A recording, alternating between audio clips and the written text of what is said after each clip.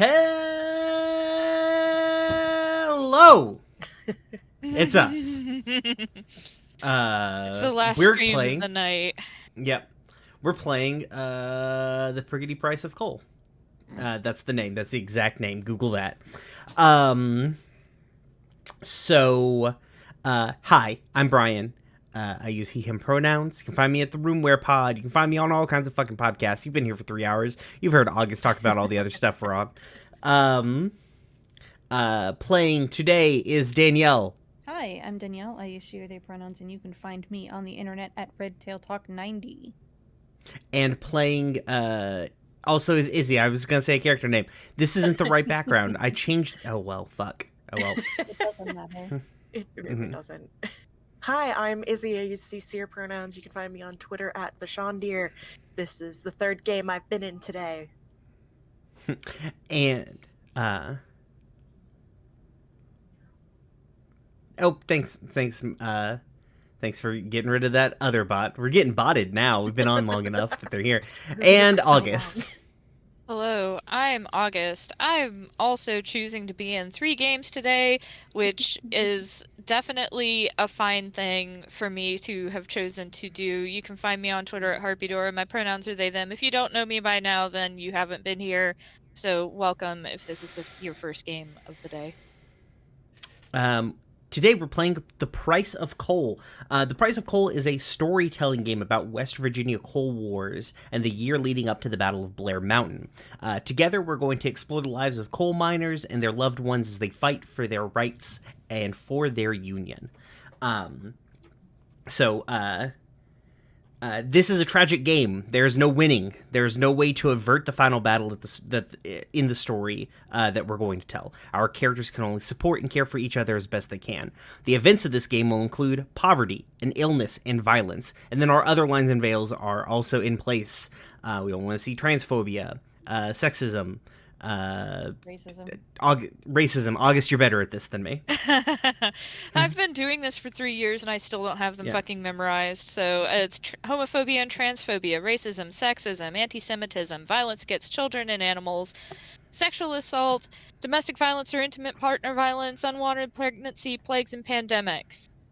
Boom. I actually did it off the top of my head. We may touch on some of the illness stuff. Yes. But illness is different from plagues and pandemics because the illnesses that typically afflicted the West Virginia coal miners were not transmissible. Fair. I do think there might be some cards in here for events, though. Oh, well then never mind. Yeah. I don't know that for sure. We the players will also support and care for each other to mitigate these themes. We'll check in with each other. We're using safety tools. We're using X and O cards. We have the safety deck. It's pulled up. We're good. And respect the importance of player comfort and agency over the importance of the game. We're just kind of going into this. So, we're going to read the rules cards. Hold on a second. There we go. So I had to skip past the list of the miners. So I believe first thing we're going to do is so theoretically we were supposed to pick what miners we wanted to be ahead of time, but we didn't do that, so we're doing something different. It's not, so we're going to... It's not a Standing Stones production unless we break the game. Yeah, exactly. So we're going to deal some miners here. Doop. I'll make these bigger here in a second. Yeah, those are still small. Yeah. Oh, that's bad. Now it's really big. Well, I want them to be able to... They can't read them on stream. It's too hard, but... It's not the only thing that's hard. Sorry. I had to Not sorry. I'm a little sorry. You've been playing for so long today, your brain. Okay. So, first up, the miners that we have dealt here... where's my mouse? Hold on a second. I've lost my mouse. There it is. The miners that we have pulled up here are... we have David Burke. David Burke is a coal miner and an army veteran, and the secret lover to Simon Perry. David is your average miner, but he is an excellent marksman. He tries to hide the shell shock that he still suffers from his time in the war. He is hot-tempered. His hot temper is the stuff of a local legend, and there are only a few who get to see his gentler side. Character questions: why do you protect them? How do you bribe them? Nathaniel Freeman. Nathaniel Freeman is a coal miner and the son of Elizabeth Freeman. Nathan is a hard worker known as a good man in the mine. He prides himself on knowing when to keep his head down and when to stand up for his fellow workers. He leans heavily on his faith in the hard times. John Bailey is a young coal miner, and he's married to Sarah Bailey.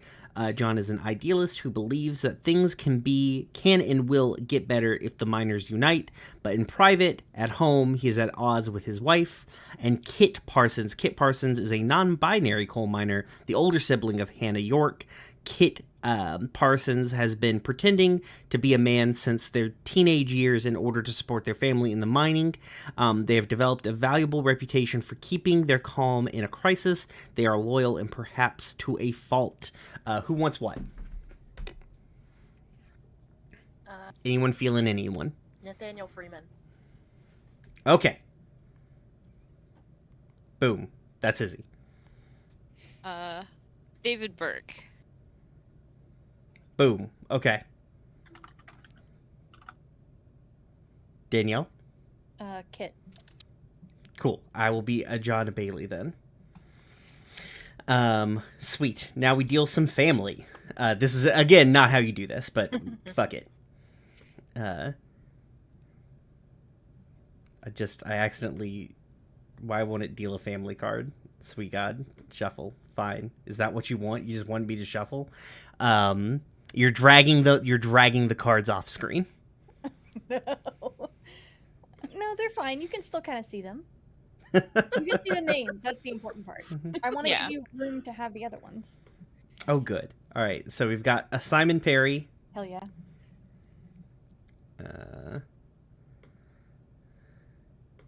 George Baird.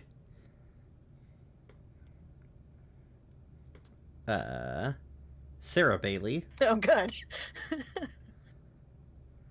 And Hannah York.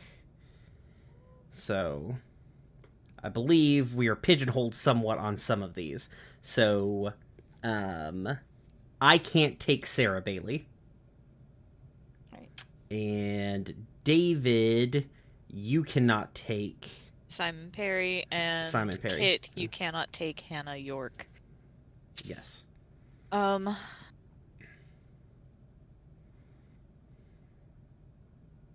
taking Simon Perry. Okay. Okay. I'll take Hannah York. I'll take George Baird. Then I'll be Sarah Bailey. Wonderful. Fast. Easy. That's us. We should read these. Yes, we should. Sorry. Sorry about that, audience. So Simon, why are you moving them? I'm trying to read them.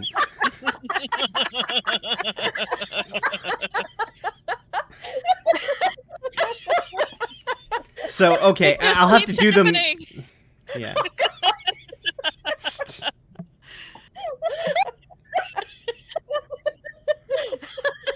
George Baird. George Baird is the deputy sheriff and younger brother to Lester Baird. George's first duty is to the law, and everything else comes second. He has to keep the peace.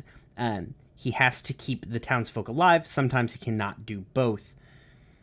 Hannah York. Hannah York is a midwife and younger sister to Kit Parsons. Hannah is a midwife who has helped bring many babies into town, only to see them wasted in the mines. She wants to protect them as best she can, but in truth, she also wants to flee this horrible place. Simon Perry is a journalist and secret lover to David Burke. Simon is a journalist sent by his newspaper in Charleston to cover the strikes. He is sympathetic to the miners' cause, which infuriates the mine operators. However, he feels powerless to protect David and the other miners. And who was our other one? Sarah Bailey? Sarah Bailey. There we go. Let me get back to her. Sarah Bailey is a young woman married to John Bailey. Sarah is coming into her own as a leader among the miners' spouses. She feels powerless to protect her husband, but is only starting to recognize the sway she has in the community. She dreams of a better life here, not in some distant city. Okay.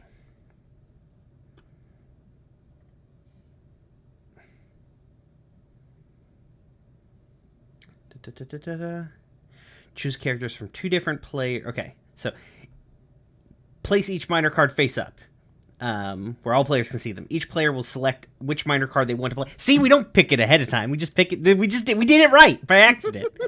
Well, yeah, but you pick from all of them. Is generally it doesn't matter. Oh, that's also true. Yeah. Each player will select which family character they want to play, going around the table, blah, blah, blah. Yeah. Okay. Choose a character from 2 different players for each of your characters to have a relationship with, going around the table 1 character at a time. Ask and answer the relationship question on each card. Discuss your answers aloud with each other. Take notes if you need. An individual player's character do not need to have a relationship established. Both characters will not appear in the same scene. So you don't have to establish characters between the 2 people that you are playing. Correct. Cool. Okay. So I'm gonna go around. I'm gonna do my John Bailey thing first. Mhm. Yep. Okay. So I guess obviously I have a relationship with Sarah, so that seems like the easy one. So let's go ahead and knock that one out. Okay. So my relationship questions are: why do you trust them? How do you persuade them? Do I do that for? You pick which one you're asking. Okay, cool. Yeah. All right.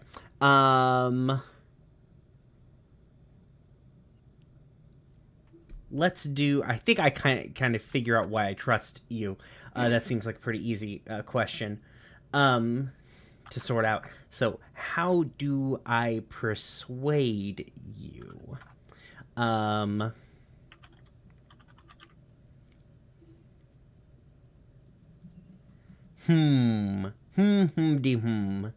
do I do that? How do you think I do that, Sarah? Jesus, I almost answered.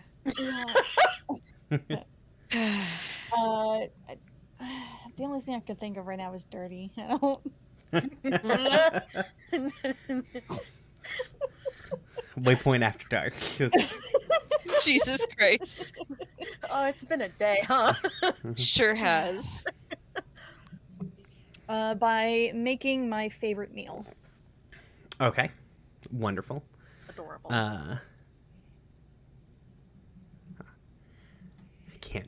Danielle can't deny me getting the cards in frame.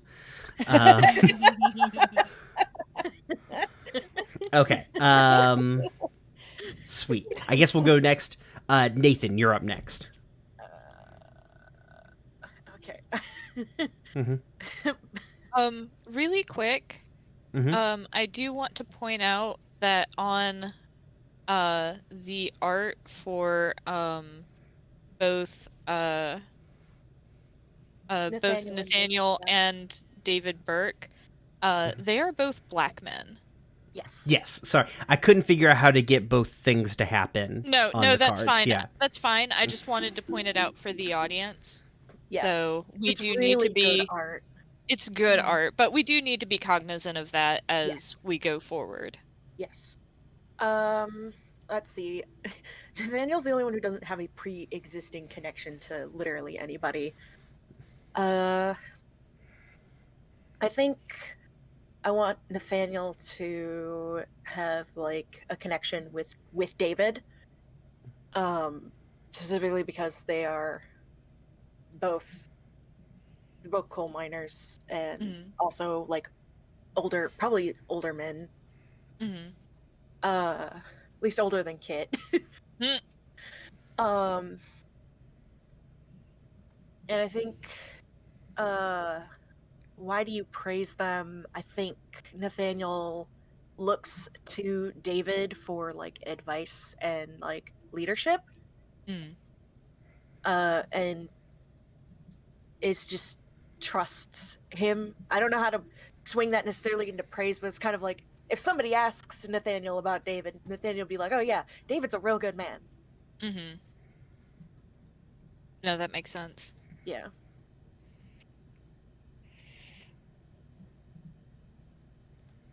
Okay. Kit, you're up next. Okay. So my 2 questions are, why do you love them? And how do you surprise them? And I think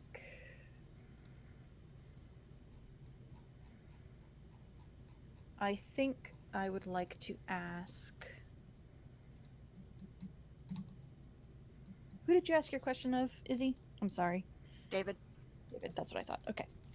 I would like to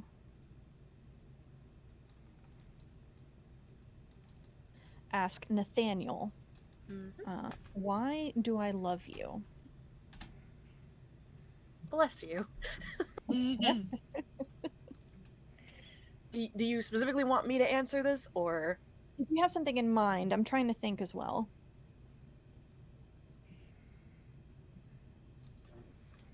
I think that you might have stood up for me against the foreman. Sounds about right.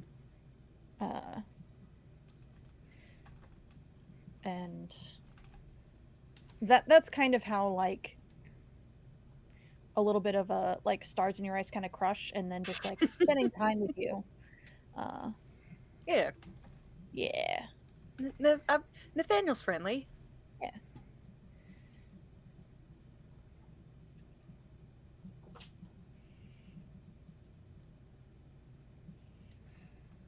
Brian's doing a thing. Okay. And David Burke, you're up next. So my 2 questions are, why do you protect them, and how do you bribe them? And I think I'm going to protect Kit, because I don't think that we necessarily know exactly how we're both queer, but we know that there's something different about each other, and I want to protect you because of that. Yeah. Like, I haven't clocked you as not being a man, but I know there's something different about you, and I want to keep you safe. I like that.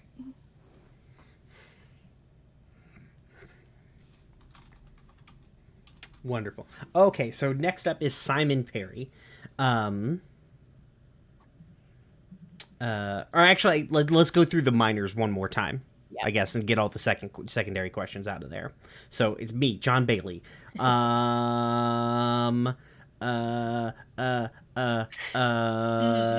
George Baird.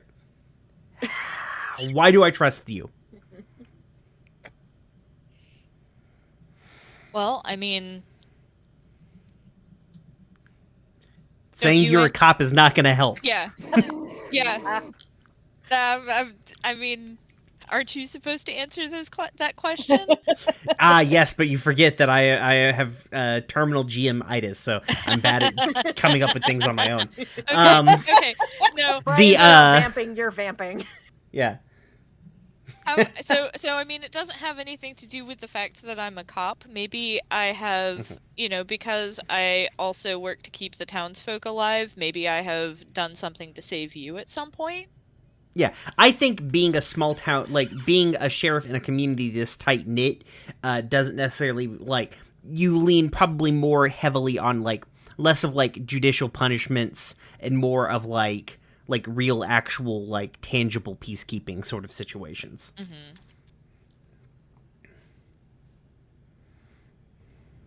Okay, great. Love it. And I respect that thing that you do, that peacekeeping. That's good, but not bad. Nathaniel Freeman, your second question is nigh. So my second question is, how do you watch them? And I think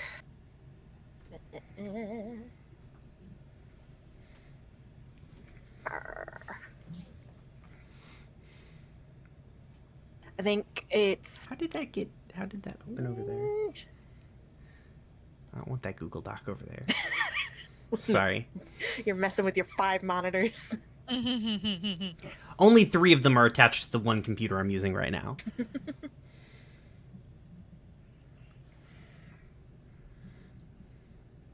I think this is a connection with Simon Perry.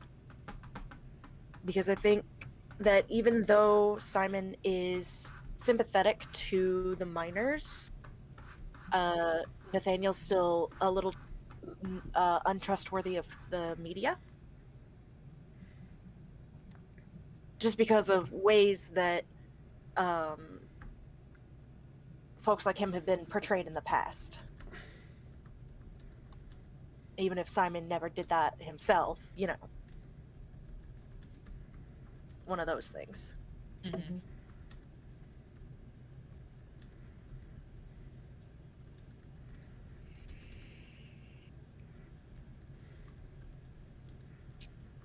Okay. Is it my turn then? Mhm. Okay. How do I surprise John Bailey? How do you surprise me? How do you surprise me? You surprise me. Are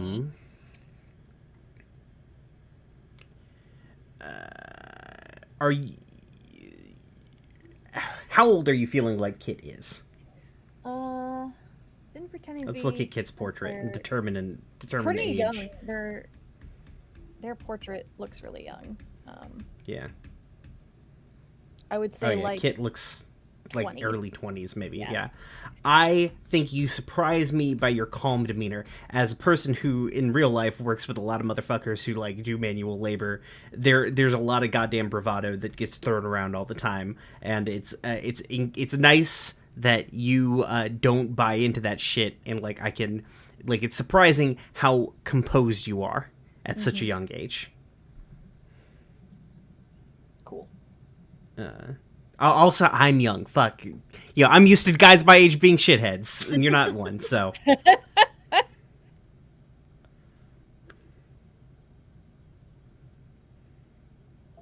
Cool. Okay, sick. Who's next? It's me, It's Chris you. Pradio. Sorry. So my second question is, how do you bribe them?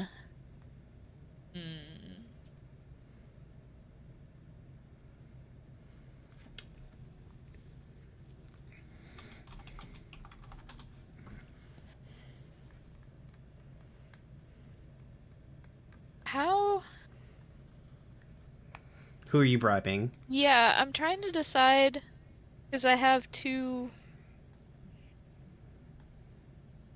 You can How also do pick the other minors. Like we're Yeah.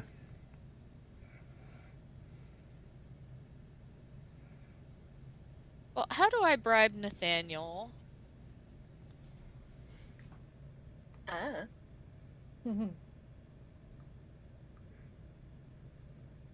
What'd you do, or what do you want from me? I mean, you already don't trust Simon, right? Yeah. And you see me with Simon all the time. Yeah. Not all the time, but, you may have found out about us, and I might be bribing you to keep it quiet. I think you might be the only reason that I haven't, like, gone off on Simon already. Yeah, but what am I bribing you with? Maybe I'm giving you some of my company store script. For my mama. Yeah. That tracks. You got the gray kind of food cube. Fuck off.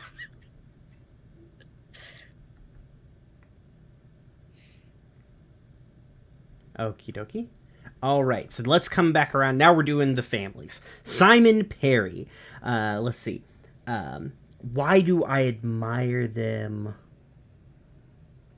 How do you shame them? All right, so I admire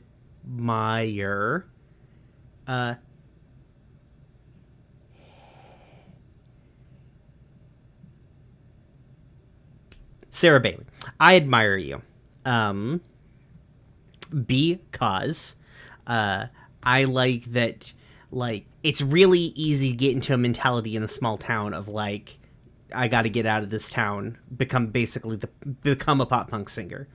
And I like that you're willing to invest the time and effort into this place to make this place good. Hannah, you're up next. Ha ha ha ha. I did that quickly. Give me a second. I have some candy in my mouth. No worries.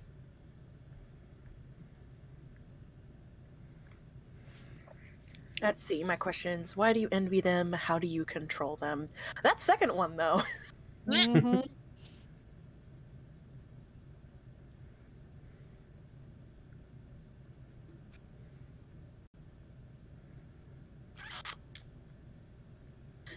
I think. Why do you envy them?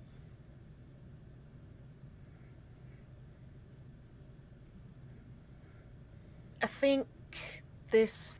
Why do you envy them is going to be aimed at Kit, Mm-hmm. my older sister, or not sister, sibling, blah blah. I'm the younger sister. I misread. I think I envy Kit just because of how easy they can exist here, even with everything, when I want to get the fuck out.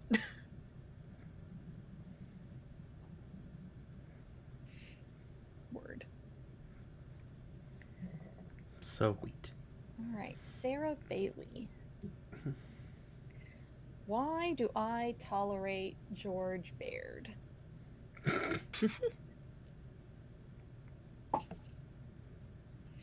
I mean, it's not like you can get rid of me. um, Getting awfully defensive all of a sudden, George. I'm just saying, if you want to have a better life here, you're gonna have to live with me. I mean, yeah. Mine's real dangerous, I'm just saying. Wow. deep too. Yeah, I think that maybe you did something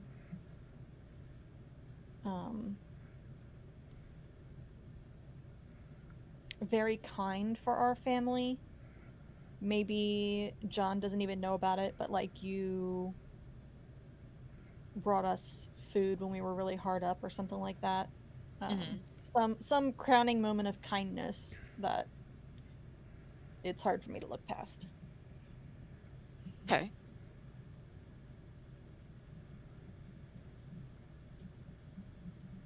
Shook. Okay. You're up, George.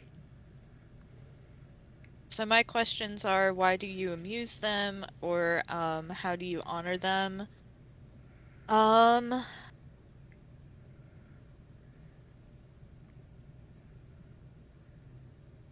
Why do I amuse you, Hannah?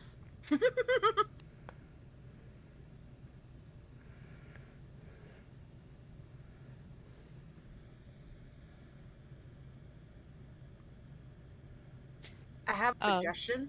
If you Yeah, want please. it. I think it's for entirely mundane reasons. I think Hannah just thinks that George is genuinely funny. Okay. She's the midwife. She's everywhere, constantly. Mm-hmm. George is the deputy sheriff. He's everywhere, constantly. They probably see each other way too often.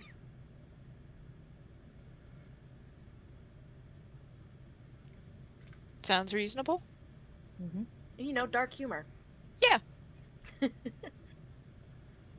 It's back to me, Simon Perry. Hello, it is I, renowned journalist and definitely not a rabbit person, Simon Perry. Well, that was last game. Yeah, exactly. How dare you insinuate that I'm a rabbit? How do I shame them? I feel bad pointing this at a number of people on the board, so I'm sorry, George. But I don't feel bad doing something mean to the cop. I'm sorry, I don't. That's fine.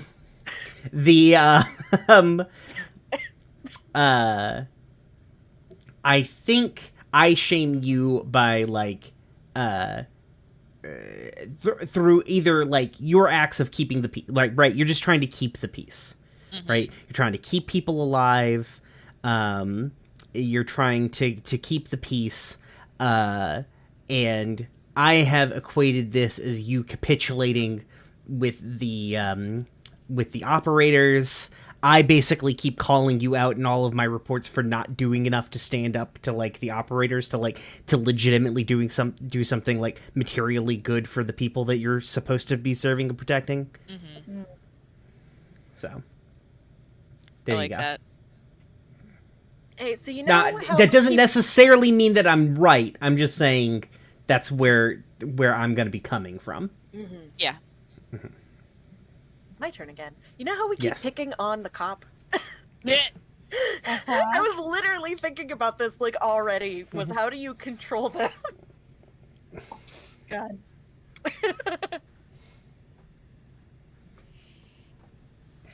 Well, you did. Oh, never mind. That was the other way around. Okay, never mind. Sorry, I got confused. Yeah. I was like, you probably. For some reason, I was thinking your other one was about them. That's not true. George's first question is with me, but Yes, that's what I was. Yeah. so I think Hannah is trying to, because police hold a lot of sway, and Hannah wants to have that connection in case she ever needs it. And she's a pretty young thing who's also the midwife to probably every spouse and woman in this town. Or at least one of a few. So just being herself.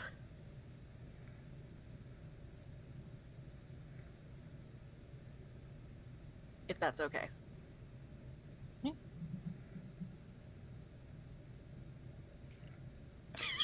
Okay. Shame that cop. Yeah. Love you, August. No, it's That's- fine. Yeah.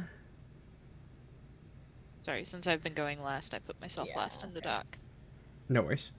Okay, George Baird. Mm-hmm. Time to unbury yourself from the piling on that we have done. Or not, I don't give a shit.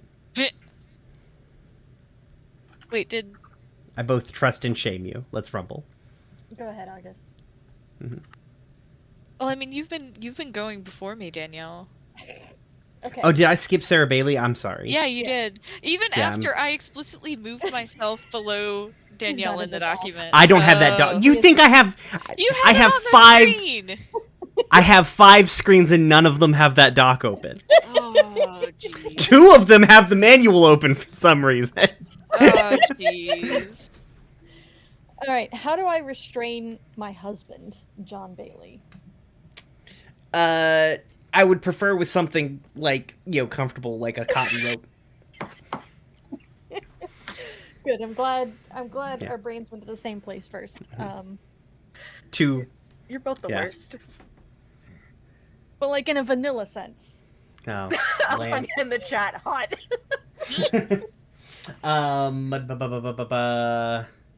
I think you help keep my temper in check, because I'm probably come home from work multiple times during the week being like, I'm gonna beat the shit out of the fucking mine operator. I'm just gonna fucking hit him. I've got the shovel. I'm just gonna fucking hit him with it. I don't see no reason not to. What's the worst that could happen? Ain't nobody gonna charge me if I kill him. Yep. Good. I like it.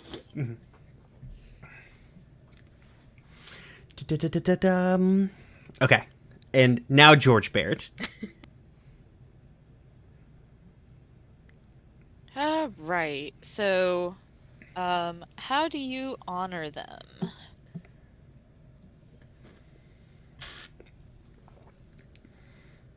Stop.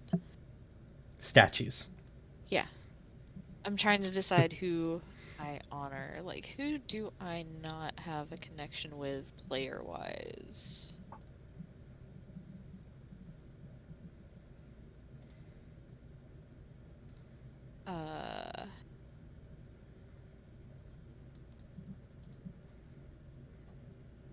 I think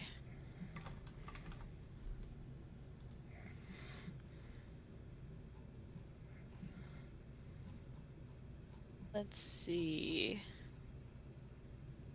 I think I honor John Bailey.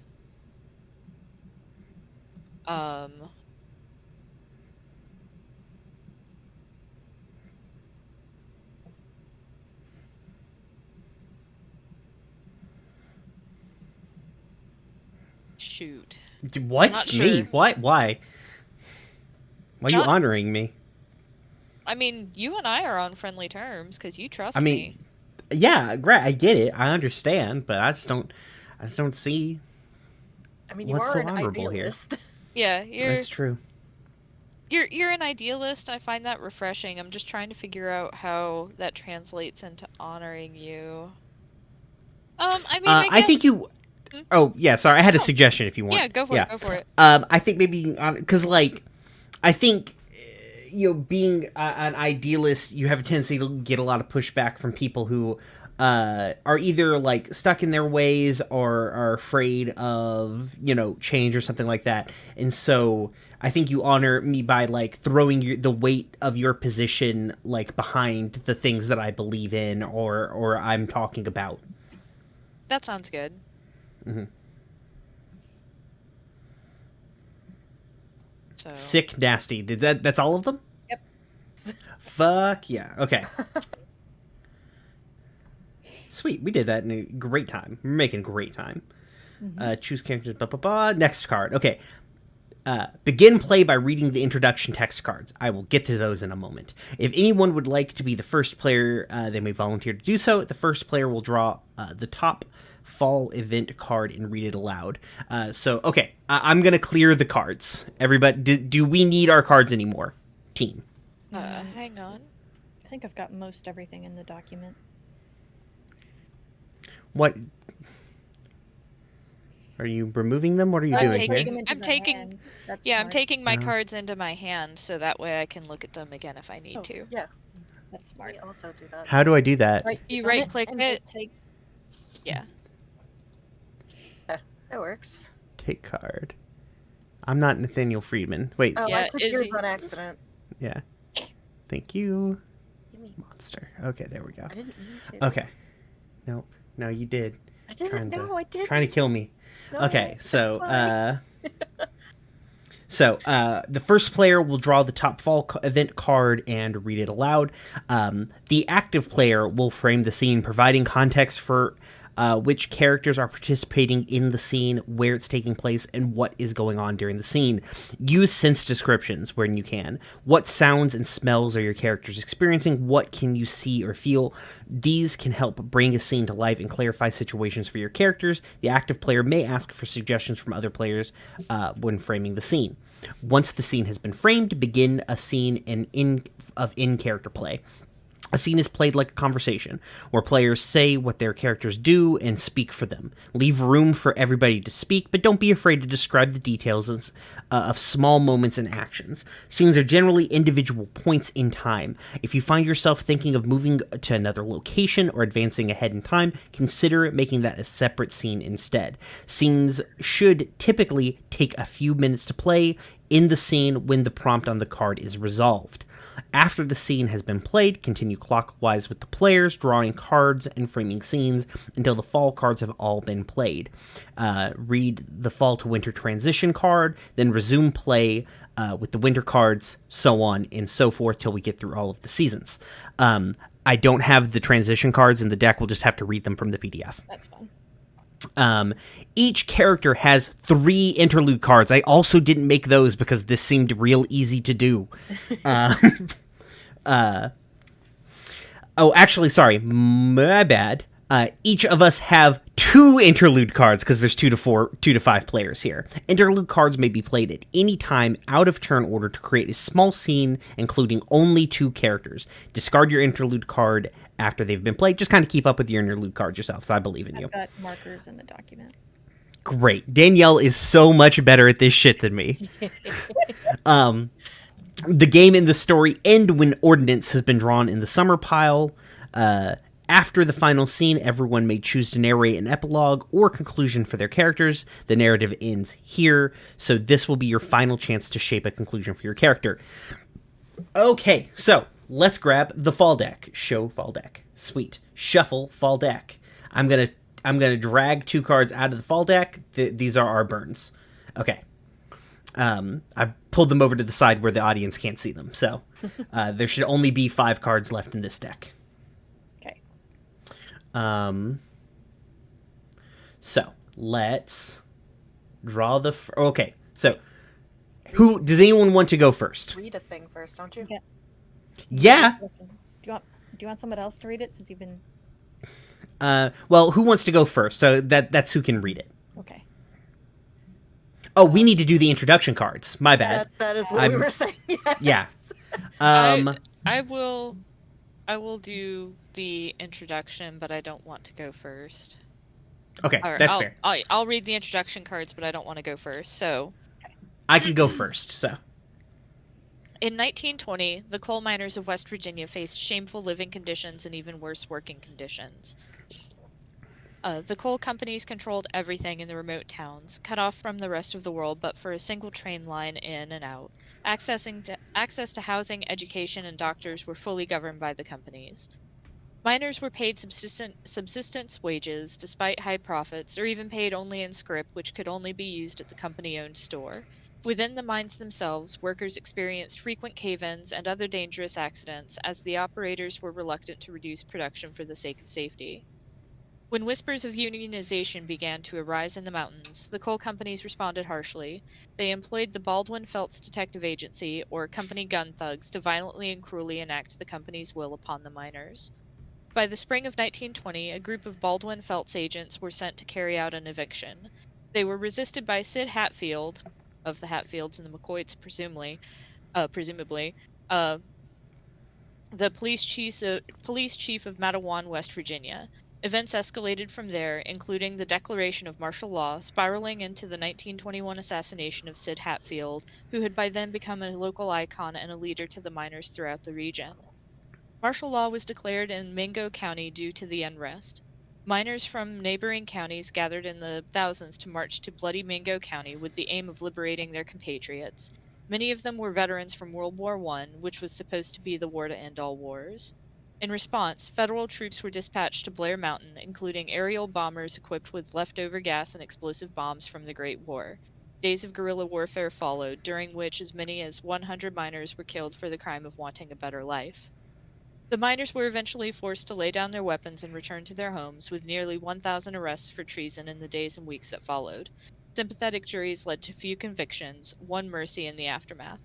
The Union was severely weakened in West Virginia, unable to negotiate for better conditions for the workers they represented. Over time, marginal improvements were made toward the worst of the dangers of the miners faced, but the Battle of Blair Mountain was no victory for workers' rights. The fallout of the battle and the dominance of the coal companies are still felt to this day. Okay. So we just start with cards in fall. There is no transition card, correct? Correct. Yes. Yeah. Okay. So first card. Bam. 1 card. This card is local elections. I'm going to try and make this as big as I possibly can for everybody. Okay. There we go. Local elections. There's no way to prove it, but the mine operators had to have stacked the elections. The pro-union candidate for sheriff was soundly defeated. Here comes the new boss, same as the old boss.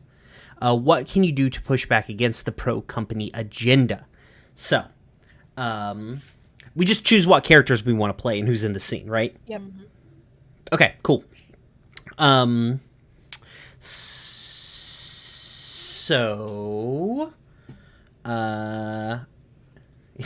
dick move. I choose the first card, not in the scene.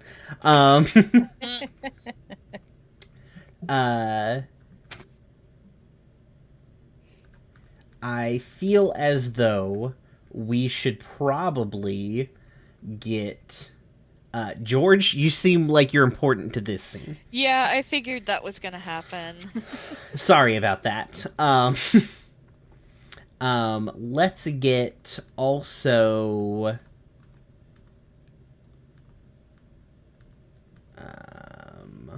I'm gonna be in this scene as Simon. Mm-hmm. And anybody else want to be in this? I mean, I don't mind being in it. Okay. Who do you want to be in it? Probably Nathaniel. Okay. Wonderful. Word. Okay. Where do you see us meeting? This feels like the sort of thing where we might like bump into each other in maybe like a mess hall situation. I don't know if they had mess halls necessarily, but somewhere communal where we'd get food. Mm-hmm. And it would be loud, so that way if we wanted to have a seditious conversation, it wouldn't be easily overheard. So, I mean... Huh? A canteen. Yeah, exactly. Thank you. Yeah, so some sort of canteen. Like, if you're seeking me out, then, you know, that's where I imagine you'd try to corner me. Okay. I think so.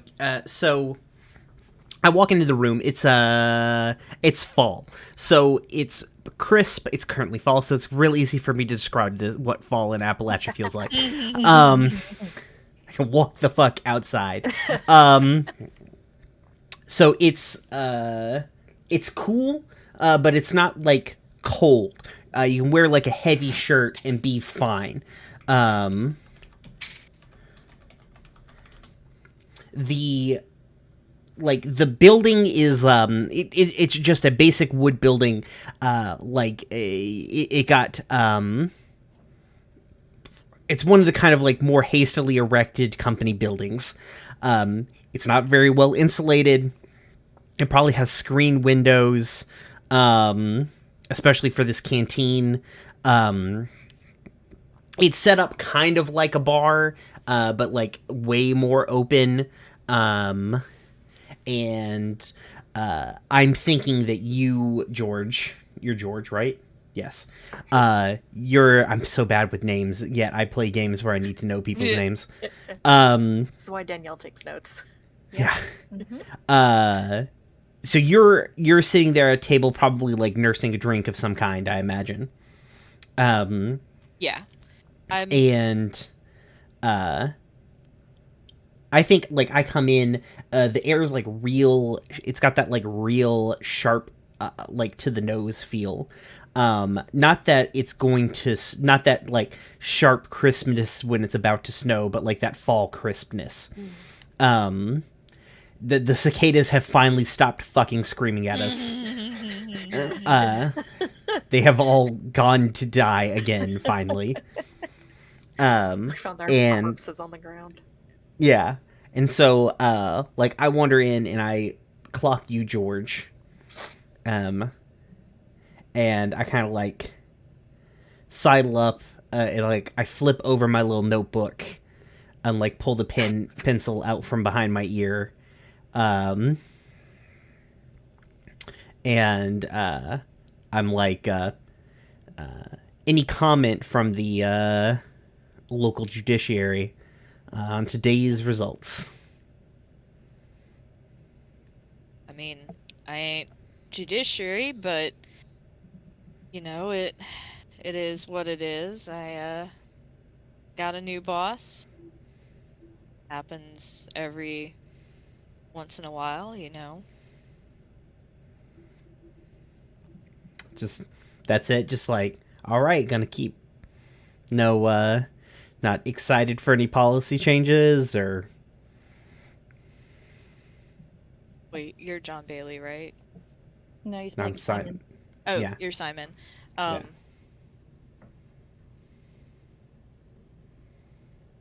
I don't know what to tell you, Mr. Perry. Law's the law. It doesn't matter who my boss is. That doesn't change anything.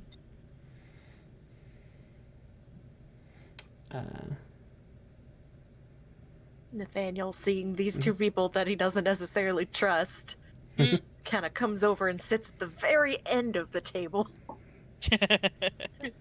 with like a sandwich and a beer. Yeah. I think Simon sort of like looks up, and he like notices Nathaniel, right? Mm-hmm. Yeah, notices Nathaniel's like, oh, and I guess from the populace, any comment about today's election, I can throw into the paper. Takes a bite, like takes a minute to answer because like he was mid bite. Mm-hmm. Once he's right, he clears his throat and says, "Don't expect much to change. Same old in there. New person, same shit." Seems to be the general vibe that's going around. Mm-hmm.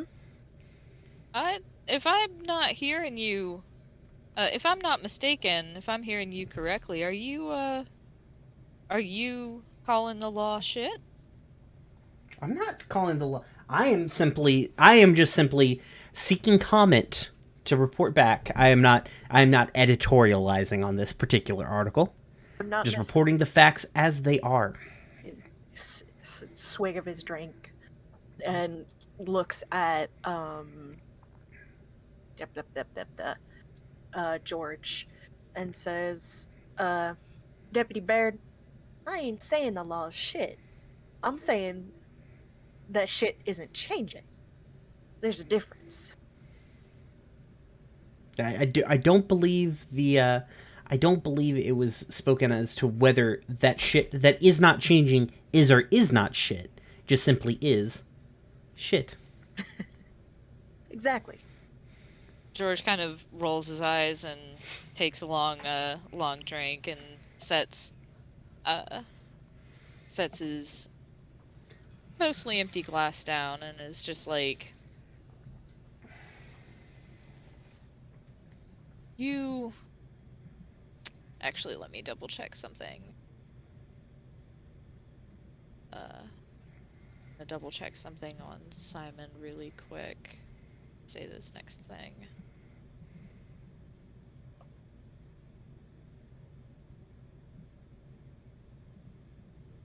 You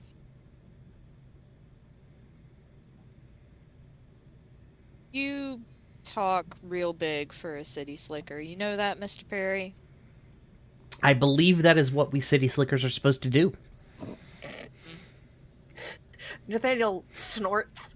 It's like, he ain't wrong.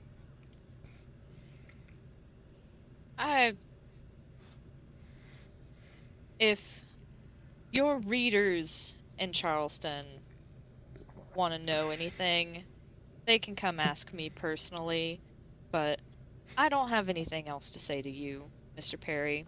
Like I said, the law's the law. That ain't changing. I'm here to keep the peace and enforce the law.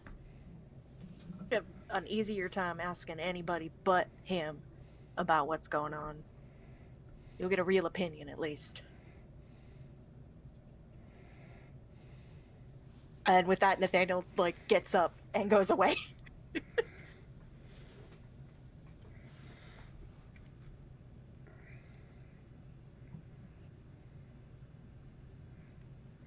And I think Simon will flip his notebook back closed, put his pencil back behind his ear. He has taken no notes, decidedly. and will stand up and kind of like do the sort of hat tippy motion. He's not wearing a hat currently, but you know the one. And is like, well, I will leave you to your contemplation. And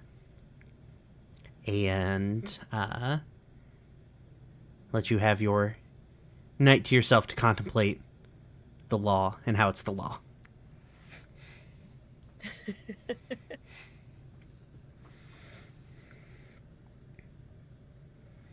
Yeah, that sounds like scene to me. It does, yeah. That was my intention. Okay. I hope it is, because I got nothing else planned. Okay, good. Mm-hmm. August, you're doing a very good job playing the like one character who's a cop. I mean, to be fair, like, you know, the you know, I don't want him to be a complete and utter asshole, but he is described as adhering to the law first, so Yeah. He's a cop. for better or for worse. I just want to make sure you know that like you're doing a good job, because unfortunately I think we're gonna end up picking on George. That's fine. He probably deserves it. We all know the official Standing Stone stance on cops anyway, so. Does that mean it is? Are we gonna go like in order? We should It is clockwise, which unfortunately we have no clock. I guess I'll just go in the order on the Roll20, so it would be me next. Clockwise just Okay. means down the order. Sideways. So how do I? Did you already pulled cards, right? Yes. Would you here? Let me. I'm gonna drag another one out. I'm just gonna drag it over the other one, so that we can make it big. Oh no! Mine accident. 2 men are badly injured in a mine accident yesterday. They're alive, but they'll never work again. Who will provide for their families? How can we help them? Oh, who do I play in this scene? Both options good. May I suggest an NPC for this scene though? Yes. Okay. I do believe that Dr. Carrie Moran needs to be in this scene. It's true. There was Yeah. a donation to do so. Yes. Mm-hmm. Unfortunately, the donor is not. I almost said is not alive to see it, but is not awake to see it. Jade is fucking dead, I guess. I can't believe Jay fucking died. Stop telling people I'm dead. I can still hear their voice. Alright, well, Hannah's gonna be in this scene. I want Hannah and Carrie to interact. Hell yeah. Okay. Okay, so it's Hannah.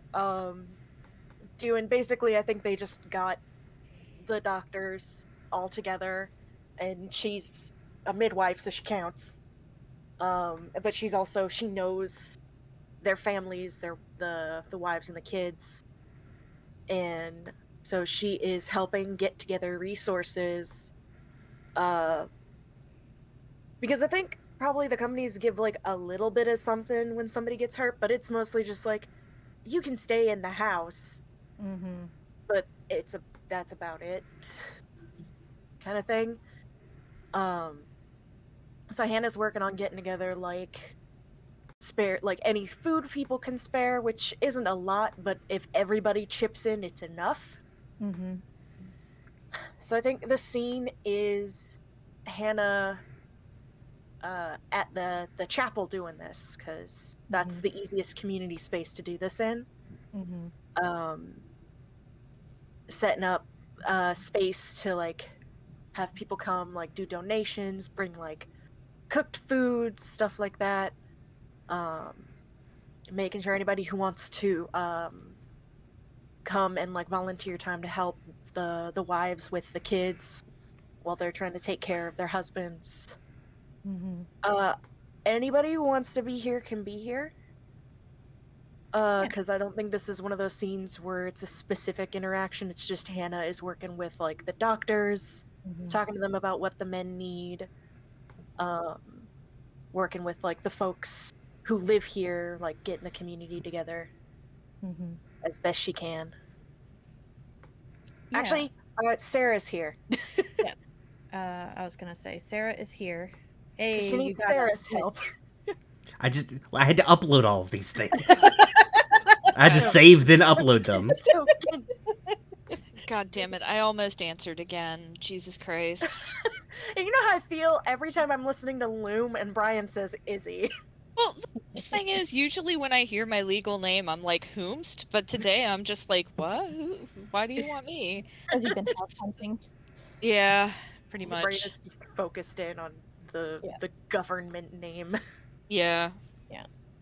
Uh, I forgot the character's title. It's so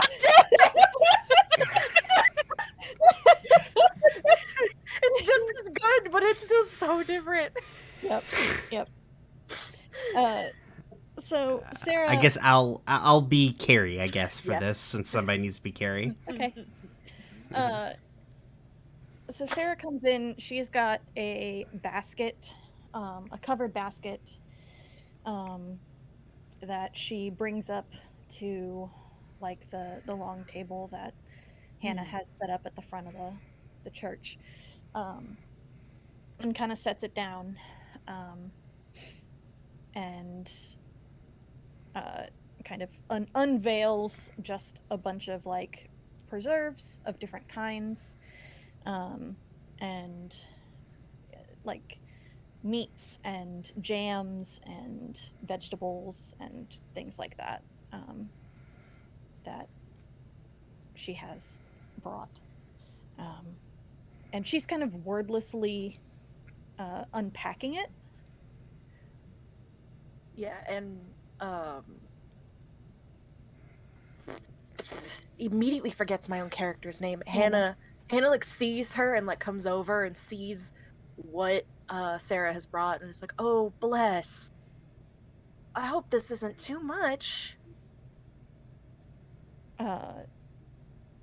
Sarah kind of glances up at Hannah, and gives like a one-shoulder shrug. No, it's the least that I can do. You are truly a blessing to this community. I know these women are going to be real grateful for this. Well, gotta take care of each other. With that, the side door to the church opens, and Dr. Carrie Moran comes in. There is a hand-rolled cigarette that is lit, loosely hanging from their lips. I didn't make this character. Richard did. Also, Why are you both like this? I just want to, for the moment, say that Richard made a very, very generous donation. Did not ask for any incentives, but thank you, Richard, very kindly. Thank you, Richard. Thank you, Richard. Carrie comes in. They have like kind of a milk crate full of things. You can hear like bottles tinking around in there, and clanks it down on to the counter, takes a cigarette out of their mouth finally, is like, all right, I appreciate first off that you are that you're helping with this. I've got enough on my plate as it is, not that I don't want these fellas taken care of, but they're going to require some more attention than I have time to give. I'm a little overworked, outstretched, need a nurse. A nurse would be great. Yeah. But yeah, so, clean the wounds, rewrap them every day until the things take effect. You've got enough understanding of wound treatment. I trust that you are not going to give them gangrene or something like that. So I'll make sure that we don't have to call on those services. Yeah. Don't need the good old whiskey and a saw. Yeah. So, I mean, that they taught me quite a bit during the war about whiskey and saws. Not much else, so like hopefully you can help them with that. So I think I can manage. I appreciate it. Wonderful.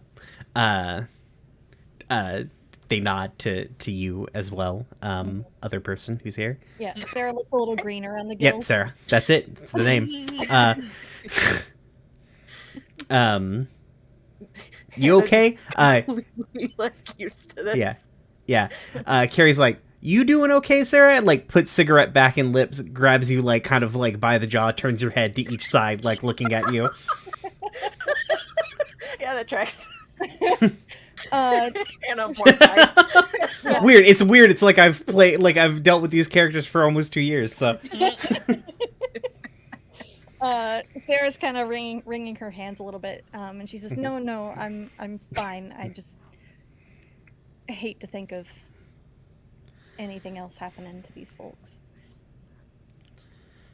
Fair. But, claps, not Sarah. Hannah, Yeah. got it. I'm getting there. No one. Why would you accuse me of not knowing these characters' names? The clap Sarah pretty aggressively on the shoulder. It's like they'll be okay. We like they're in good hands. Not mine, so that's good for them. If you need anything else, just give me a holler. Yeah, I will be. Yeah, I'll be available. I know where your office is. Yep. Thank you, Doctor. Yes, thank you, Doctor.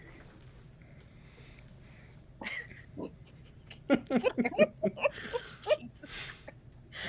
Hannah like looks through the milk crate, like making sure that everything is there. All the- Sighs when she finds a bottle of whiskey. No, it's not whiskey, it's moonshine. Uh-huh. Like picks it up, looks at it, puts it back. It's like, I mean, it'll work. Handwritten label says antiseptic on it. Yep.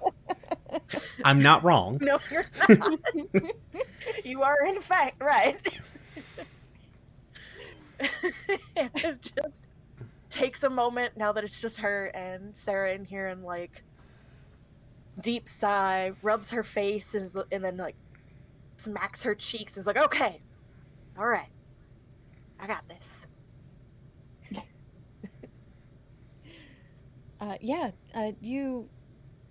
You've always taken such good care of us here, Hannah. I have every faith that you'll do right by them. I appreciate that. I'm doing my best. It's all any of us can do, right? Yeah. And thank you for helping get everybody else in on this. I know not every wife in this town likes me. Sarah kind of like waves like she's brushing something off. Just like,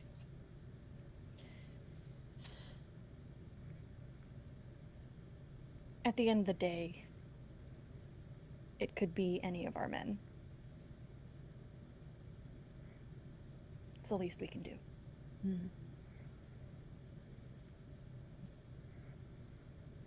I think that is seen. I think so too. Feels like scene. Yeah. All right. Ow! Kick the shit out of my desk. Fuck. Good job. God fucking damn it. Fuck. Oh no. Oh, that hurt. Oh, but Yeah, you're up next, Danielle. Let's know. grab a card here. Let's also do this. love I'm the gonna. juxtaposition between the art from the game and Philo's art. Yep, it's good. Real it's funny good. because like it's similar but not. Yeah. Right? It's all black and white portraits, and then it's just like the Philo's art is very stylized in like a very good way. All right. Yellow Okay. Dog contracts. New miners are being signed on with ridiculous, offensive clauses in their contracts. They're being forced not to meet with union members and forced to bargain one-on-one with their bosses. How can you get to the workers before the company does? Fuck. So I think I'm gonna be Kit. Okay. I think any of the other miners who want to be in should be in. John would like to be in on this. Yeah. I think Nathaniel will be there Okay. supporting Kit. Okay. We'll let... Yeah, sorry, I had to deal with Mhm. cat feeder. I...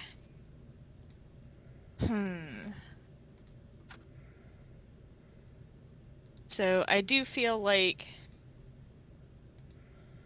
it might be good for David Burke to be there, but I also feel like it might be good for Juniper to be there. Mm, And I feel like yeah. I feel like I'm since y'all have already claimed your PCs, I will play the NPC. Sounds Okay. good. Yeah, sounds good. Where are we meeting at? I think we are loitering a little ways away from the company office. So that when the newbies kind of walk towards the office, we can be like, "Oh, hey, welcome. Why don't you come over here for a second?"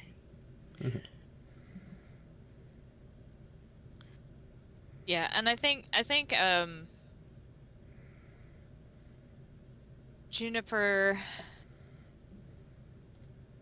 I don't know, I think Juniper's maybe angling herself such that she can kind of deflect some of the newbies from going into the offices directly, just kind of catching them and being like, no, you need to go around the back way, you know, that go this way. That's where you're going to be meeting with you know, meeting with your potential new boss kind of thing. Nathaniel brought a deck of cards so that they have an excuse for why they're back there. Has cards laid out on the table so that they can all just fake it. So, I think it is evening-ish. We've come off shift, and so we're playing cards, sitting at this table, and it's Kit's turn, and she looks at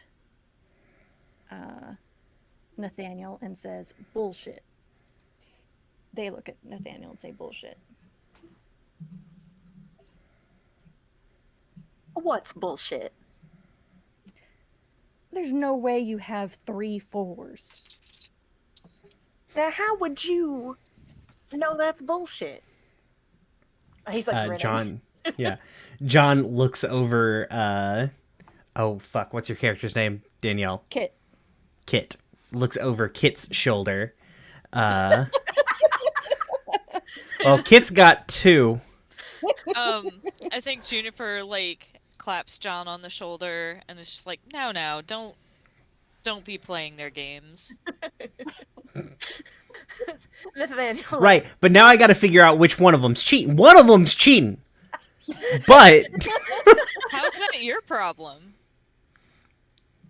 I'm just gonna be thinking about it all day if I don't figure it out. you can keep thinking about it.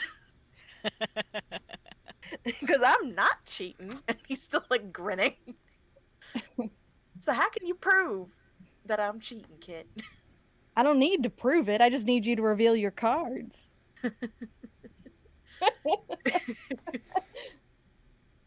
I think Juniper notices another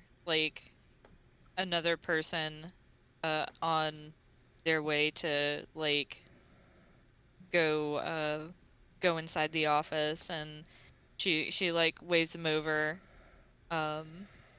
to keep them from going inside kind of deal. Mm-hmm. You, come here, John says. I need you to settle a disagreement. I think he's gonna know who's cheating. Juniper rolls her eyes but doesn't disagree with the ploy. And I think John kind of comes around to the side of the table, puts a hand on both of their shoulders. It's like, these 2 upstanding folks. You were going to call them cheating before, and now they're upstanding. Why can't you make up your mind, John Bailey? I'm gonna need you to let me finish my pontificating. Mm-hmm. Sorry. Just Yeah. fucking amused as shit. Right. Some fucking 16-year-old just wide-eyed staring at us. And he's like, these two fine fellas. They have been playing cards for quite some time here. Now, one of them is cheating. He's got more than he's supposed to. And we all know that ain't right. You ain't supposed to take things that don't belong to you. You understand, brother? He like slaps his kid in kind of the shoulder. Kid's still fucking wide-eyed, just nods. Yeah. Now, I ain't calling you over here to have you make a judgment based on no evidence, but I do need you to, I just wanted to get your feel on it, to see how you feel about those who reach beyond what is allowed to them, what is right for them to take. I think the kid, Juniper is like trying not to laugh in the background, but the kid is just like, well, I mean, I don't, thieving ain't right. You are correct. Thieving ain't right. Whether it's being taking cars that don't belong to you, or stealing somebody's money, reaching into the pocket, somebody who worked real hard, and taking more than your fair share. I mean... Ain't that right? Yes, sir? Alright. You're new here, right? Yes, sir. Like, that's even a question. Yeah. I know you was heading to the office. They're real backed up. How about you? How about we do you a favor? Because you seem like a good kid. We'll get you set up. We'll get you everything you need. We'll get some of the, busy work out of the way. That way, when you go into the office, you'll have everything you need to talk to the bosses. Well, I sure would like that. Thank you. Oh, it ain't nothing. Ain't nothing at all. Nathaniel, as this is continuing to go on, just kind of holds his cards closer to his face and is like, "So, Kit, you calling my bluff?" Yeah, I'm calling your bluff. Lays his cards out, and he was very obviously lying. He just winks at Kit like, "You got me." Nathaniel Freeman, you have a tell. And that tell is just your entire face. Is it now? Or is it just with you that it's my entire face? Kit winks. Just devolve into laughter. This kid gets more at ease because this just seems normal. Mm-hmm. Yep. Eventually we just have the kid pulls out whatever paperwork that he's been asked to bring, and we're just like, now see, this and that ain't gonna work. You don't want to do that.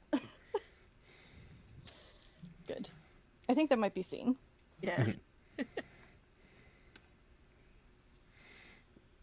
Wonderful. Okay. Who is up August. next? It's August. Yes. It's August time.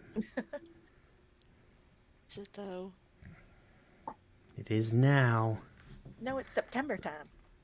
Yeah. It's And that almost still counts because August's name is August September. Because I'm that trans asshole. You're that person. You are you. All right. Oh yeah, I got to draw. I'm gonna draw the card. Bow.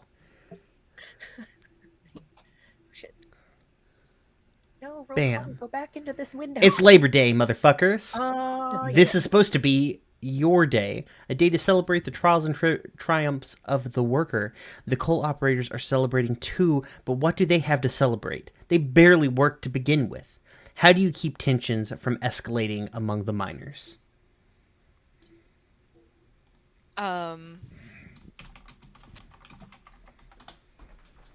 I'm trying to decide. Like, I really should bring David Burke in. Mm-hmm. Um,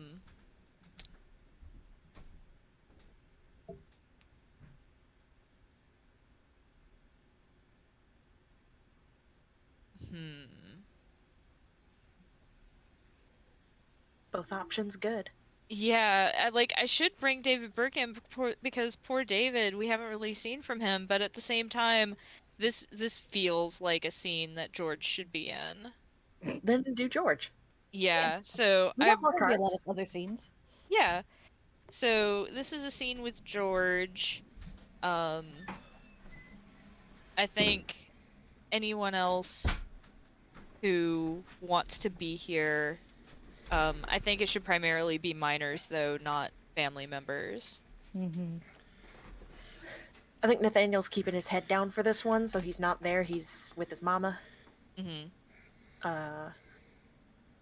Who is an NPC I can bring into this? Do we still have one loaded into the chamber? No. Okay. This is now We've me fulfilled thinking our through- contractual obligations for NPCs. Yeah, this is me now trying to think of an NPC that I have that I could bring in.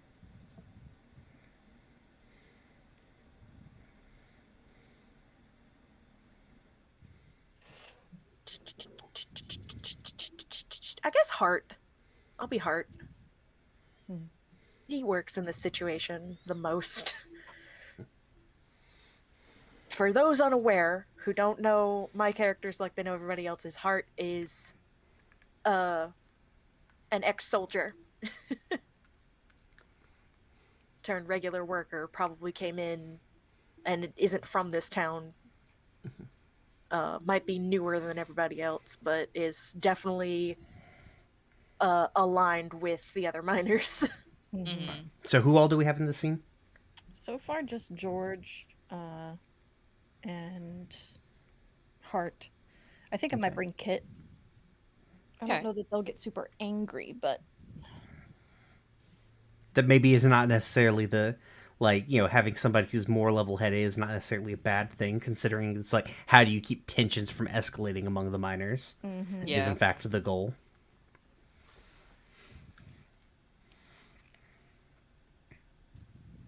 Mm-hmm. I'm gonna take a back seat for this one. Okay. So set the scene for us, August. Okay. So I think this probably takes place near the mouth of the mine. Mm-hmm. I think there's probably a crowd brewing, and that's why George has been sent here. Mm-hmm. I'm trying to decide. Do you want one of us to be causing problems? Yeah, I feel like that might be most. The Hart's Uh, causing problems. It's He's very vocal. very valid, I'm sure. Because he's it started with he was just complaining with somebody else, like, why do they get to sit around on today? They don't do shit.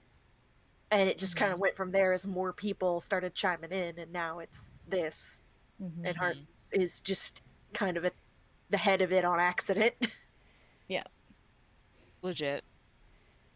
I think Kit is facing Hart and the other workers with kind of their hands up in front of them, clearly attempting to placate when George arrives on the scene.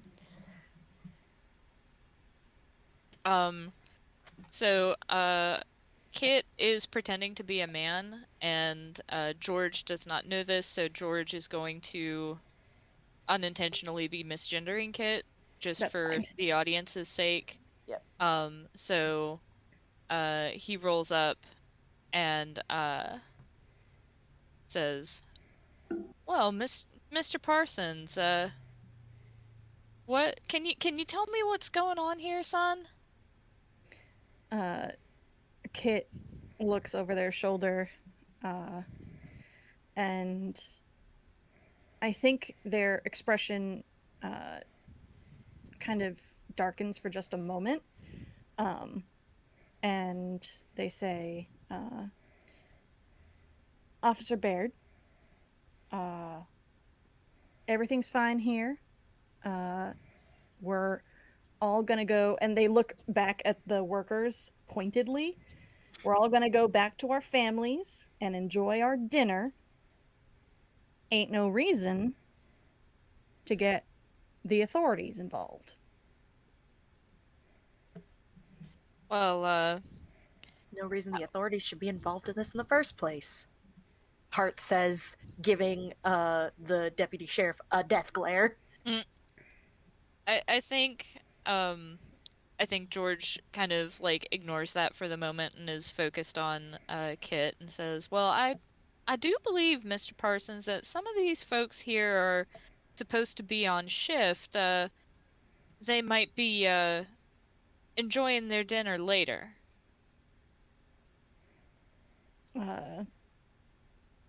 It's Labor Day, ain't none of us on shift.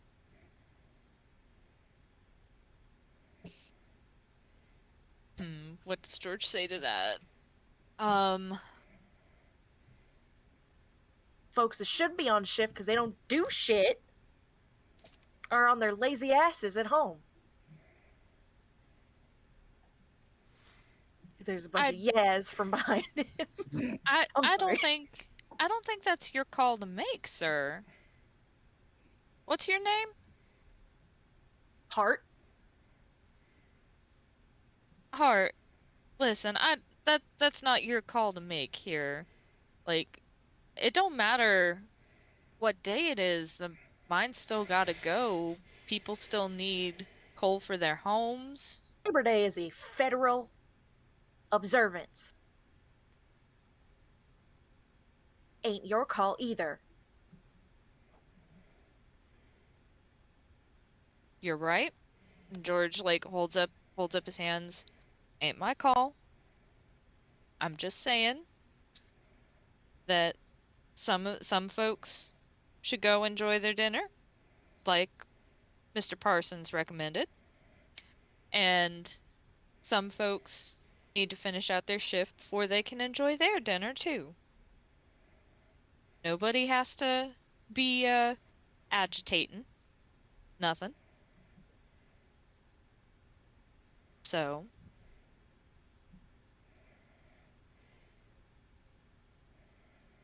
I want to give Kit a second to do a thing instead of continuing to fight with the cop.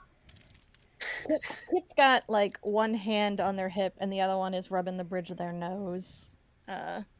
And they look at Hart and they're just like, Hart, go home.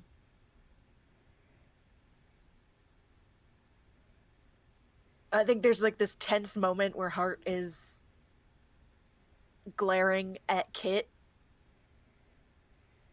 like, and working his jaw like he's trying to think of something, and then just, you know what, fine.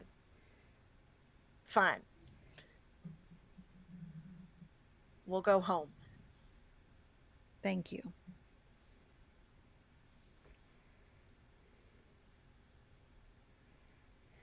Gives the cop one more like glare before he stalks off and the crowd starts dispersing.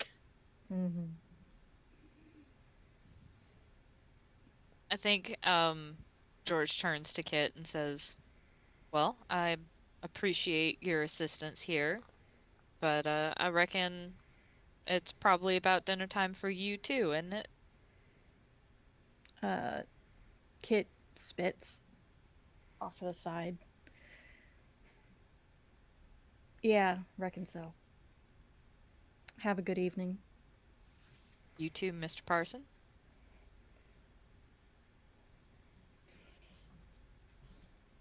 I want to use an interlude card between the next turns. Cool. If you are done with this scene. Yeah, I think that's scene. I want to do an interlude with Nathaniel and Kit. Okay, you're playing an interlude. Sorry, I misunderstood what was going on. Yeah, interlude card. I want to use one of my interludes. Okay. Interlude. Yeah, because I think they're cute. Harp music plays. You're the worst. So, It's like a dream sequence, you know, that kind of harp music. Yeah. I think this is just I think this is Nathaniel like knocking on the door to Kit's house. Like, do Kit and Hannah live together? I think so. Yeah, because they're both single. Yeah, it seems to be implied, yes. Yeah. So he knocks on the door to like where they live, and he's got like a basket of food. And his reasoning is, well, you weren't at the church dinner the other day, and my mama wanted to make sure y'all got some of the food, and she sent me along to bring it, and now I'm here. Mm-hmm. That's all I got, reasoning wise. He both looks like he wanted to do this, but also like his mama was like, "Go fucking do this, boy." I think it's a moment before Kit answers the door, and when they do, they are like they're putting their suspenders back on, and they kind of step out and close the door behind them. Mr. Freeman, to what do I owe the pleasure? My mama sent me along with this, and he like hefts the basket up because y'all missed the church dinner the other day. She wanted to make sure that y'all got some of the leftover food. Well, that's mighty kind of her and of you. Thank you. Yeah, she said I had to bring it. I mean, you can't have your mama out walking in the cool night air. Ah, never. Catch her death. I'd never make my mama do that. That's why when she said, "Boy, you better go do this," I said, "Yes, ma'am." Kit takes the basket from him, and kind of loiters. And y'all also loitering. Two nerds. And they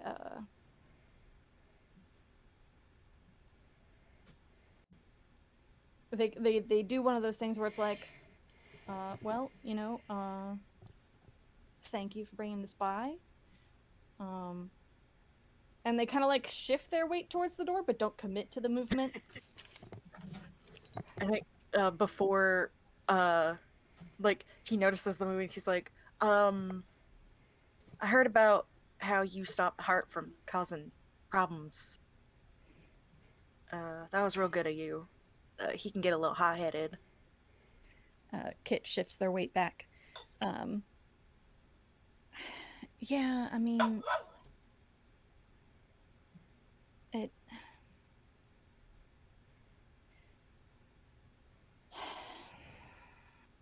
can't accomplish anything if we're sitting in George Baird's drunk tank, you know? Yeah. They got There's times when you gotta keep your head down and times when you gotta stand up. Yeah. I don't think they all saw it that way. No. But I understand why, but also... Yeah. They kind of rub the back of their neck.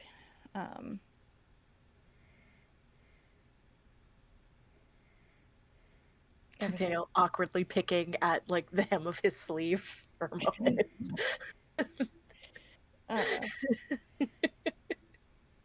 And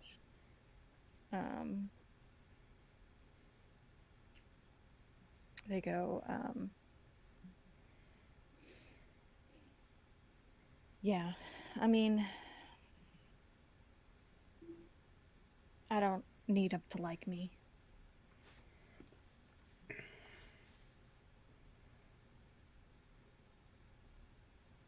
Well, if you need any reassurance, I like you, so.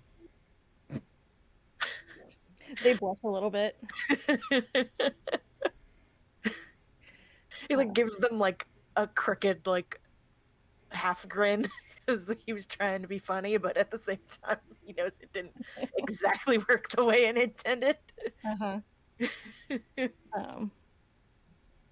Well, I better get back to Hannah. Yeah, I gotta get back to my mama. Enjoy. She included some of her bread she baked this morning. Oh. Famous Freeman bread. Yeah. That good stuff. Tell your mama thanks for me. Yeah, of course. Y'all have a good night. You too.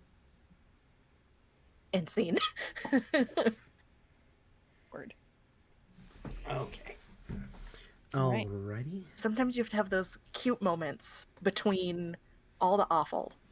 Mm-hmm. I believe this should be the last card. It won't let me pull, which... How dare. Yeah.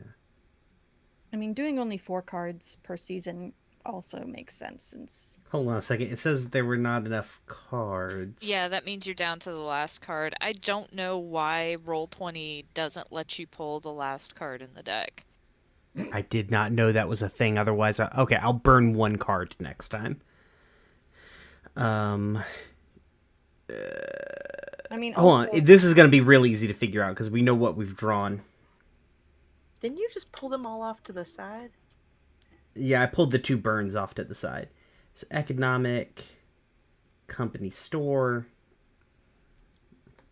All right, what are the... School closed is the last one. All right, cool. I'll have to read it to you guys. I can't get the fucking card to pull. The one-room schoolhouse has closed for good. The teacher has moved on to somewhere else, and there's no sign of a new one on the horizon. How are your children to escape your current life? Who will teach them? I'm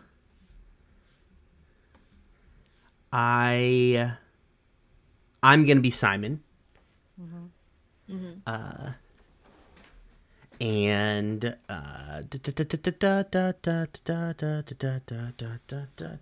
who else are we grabbing? Who should be in on this shit? I feel like God damn it. yeah, I feel like David might be there. Mm-hmm. Okay.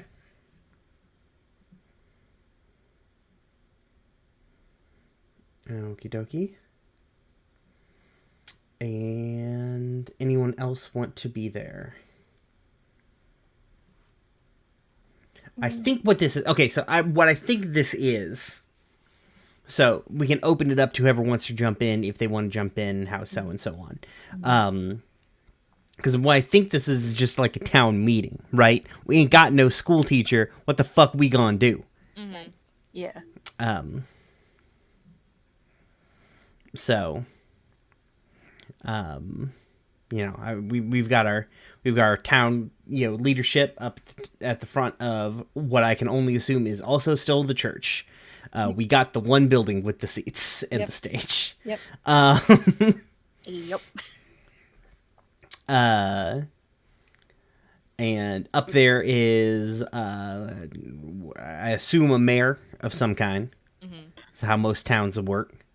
Company mayor. Going on and off about that. And I think what is up is... So, do either y'all, Danielle and or Izzy, want to be in this scene?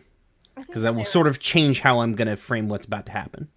I think Sarah might be there. I don't know Okay. if I'll play a huge part, but... Yeah, I think Hannah's also there, but again, not necessarily a huge part. I can also pop in as random NPCs if needed. Okay.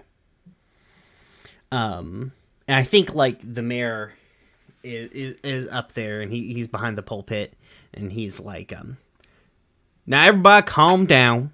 We're gonna solve this problem. Just because we ain't got no teacher now don't mean we ain't gonna have no teacher forever. We're gonna put out some words to a couple of surrounding towns. Maybe send word to one of the biggest cities. See if we got somebody who can come in and fill this space for us. And who's gonna and pay then- for it? Well, we already have the money to pay us a teacher. That money in the budget has been freed up. Ain't I no guess one I'm gonna- playing the mayor, not Simon. Ain't no one gonna work for that kind of pay. Who you think you're kidding? Well, I ain't kidding nobody. If we have to adjust payment maybe a little bit, that's fine. Though, we got by for generations, passing down the knowledge that we have as a people, as a community. We don't, most of us know our reading and writing and arithmetics. We get people, get our youngins up to speed on the things they need for life with life lessons. They don't necessarily need a whole lot of book learning, and they can do in time until we do find a suitable replacement. Who's gonna watch him? Hannah pipes up. Because we all work. Well, I understand that. The littlest among them will be being taken care of their mothers like always. Ain't no toddler gonna be going to school no how. And the older children, they can accompany their mothers, learn a few chores, get their hands dirty with the day-to-day work.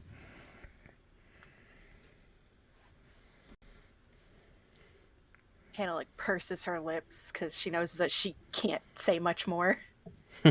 Just that's not how that works, but okay. I can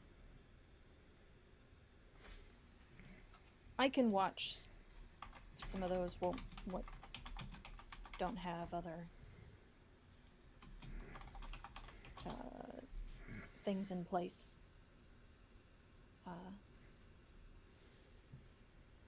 I can. What year is this taking place in? 1920, I think. Yes. Oh, okay. Well,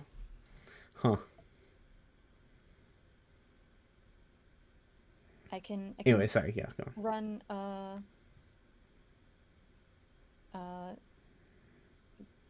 bit of a camp here in the chapel. See, there we go.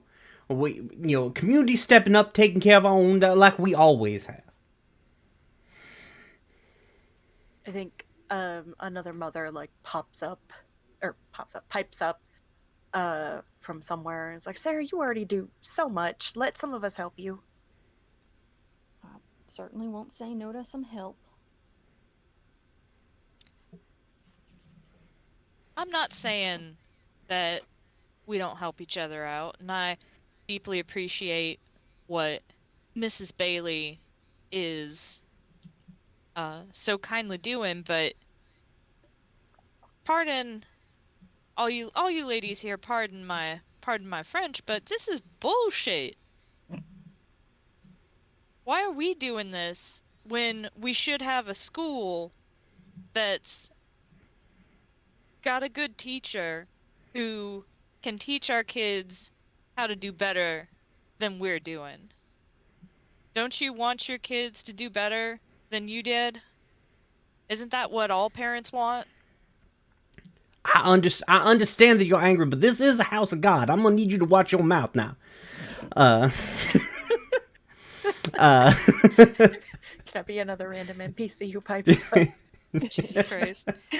Pipes up from somewhere else as another minor. It's just the mayor don't care about this shit. He sends his kids to private school. That is unequivocally false. I have a tutor. I do not send them anywhere. That ain't better.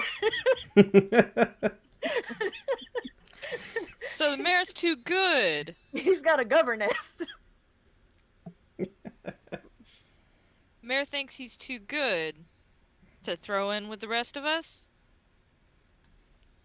Now that ain't true. That is You are putting words in my mouth. I did not say anything of that nature. Actions speak louder than words, Mayor. And A private tutor, you can afford to hire a teacher. I am trying to hire a teacher. We ain't got nobody wanting to take the job. That ain't my...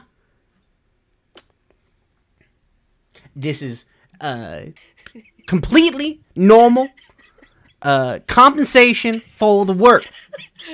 I'm afraid if we keep going, there's going to be a fucking riot. I think it's probably gonna have to be like the women have to be like, all right, can like usher some of the men folk out. Like, no, let us handle this because y'all no, Yeah. Yeah. Yeah. y'all are causing problems. Yeah, because I believe we already established a situation. We established a solution, which is what the scene is trying to accomplish. Like, who will teach the children? Yeah. Yeah. So we have established that. We are just taking this mayor whom I invented 4 minutes ago to town on policies I am inventing whole cloth as things go along. Yeah. Establishing that he is a governess for his children. Yes. But I do not believe we are advancing the scene in the proper way. No. No. What? Okay. All right. Fall to winter transition. Okay. Situations that were already ugly are turned even worse by the arrival of winter weather. An eviction might be serious in summer, but it is lethal in winter. No one dares mutter the word strike yet, but it is on everyone's minds. Wonderful. Okay, let me recall all the cards. Recall all. Let's hide the fall deck. It's winter deck time. Show the winter deck.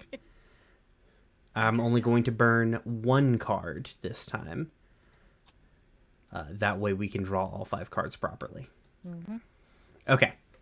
Let's see. I went, so who's next? It's Izzy. We're probably only going to get through winter. Yeah. That's fine. Strike in Ohio. Your neighbors in Ohio have declared a strike. You feel the yearning to join them, but the mine operators here are already cracking down again. How can you prepare to join them when the time is right? August died. No, Anya died. Why is Oh. Anya dying? Probably something Sky did. No. It's something TikTok did. It's fine. Oh. Let's continue. Okay. Amber in the chat is just like, oh, the scene ended. This definitely is a Nathaniel scene. And I think what is happening is Nathaniel's going to the other miners as well as Simon, and it's just getting, first of all, making sure that Simon is aware of the situation. I don't think necessarily like hold on, I'm trying to figure out how to make this a scene. I mean, it can also just be a Me saying shit. Yeah, we can abstract it a little bit. It's fine. Yeah, I think Yeah. the abstraction is just Nathaniel going around and making sure like folks are aware and doing like quiet planning. Mm-hmm. Making sure Simon is also aware, being like, don't publish this. It ain't the right time. But you got our backs on this one as the press, right? Kind of deal. Yeah, I believe Simon's probably definitely like will be like, yes, I will. You know, I can paint this in much. I can paint. You know, if things push comes to shove, I will paint things in sympathetic light. All right. Yeah, I think that's just it. It's just doing quiet planning. Right. Lots of big group dinners and such like. Stock supplies, shit like that. Mm-hmm. Yeah. Folks got cellars. Shit goes in cellars. Yeah. Mhm. Books are getting cooked. Things are missing on inventory sheets. Yep. It broke. I had to throw it out. I'm sorry, boss. Yeah. Yep. All right. There's a Okay. fly in my room. I believe next up is Danielle. Mm-hmm.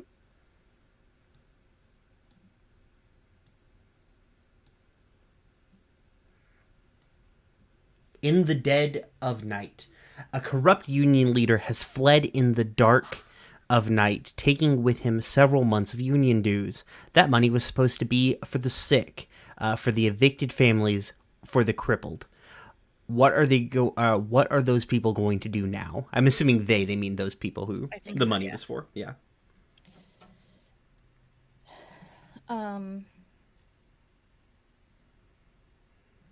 I think this is a union meeting of the remainder of the union members.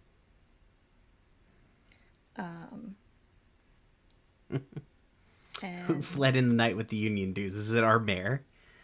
Yes. Yes. Okay. Why do we make the Was mayor he a the union leader? He wasn't a union leader. He could have been. He could have been. I don't think he was. I think he works for the company. Yeah. Yeah, probably. As a company mayor.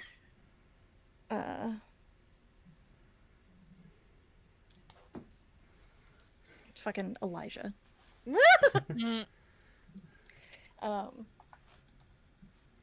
So, I think it's a union meeting. I think when the scene opens, it's a little bit chaotic because everyone is kind of talking at once.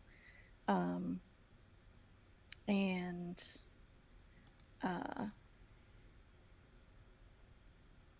I think that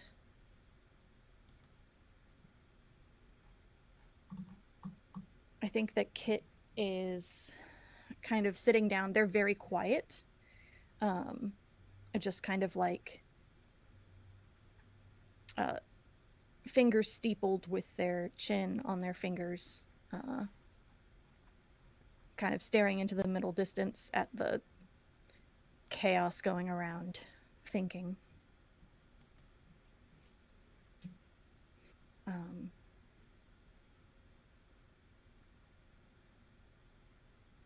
And I think after like several minutes of this,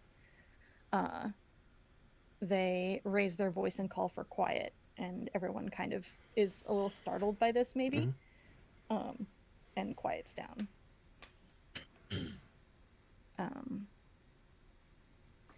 And who is our union leader, do you think? The one that is still here? Have another union leader, or do we need to get a new one? Like, vote on a new one?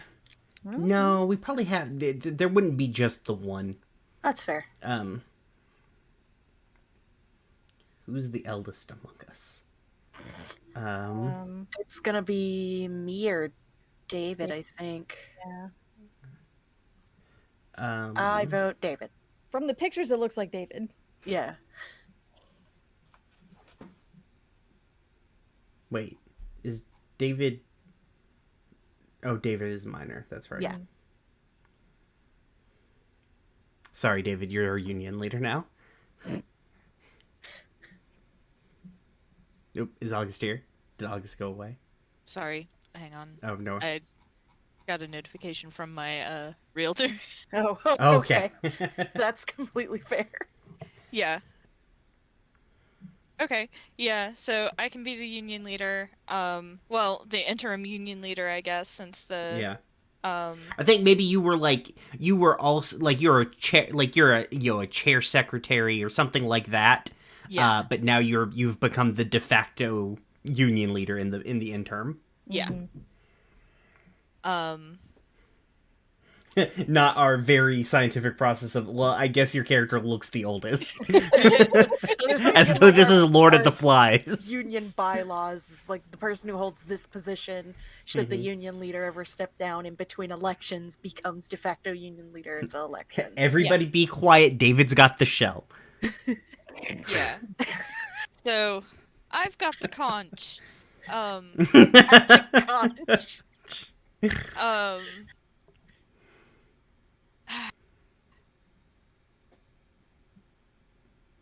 Magic conch, what will we do? Nothing. Shit.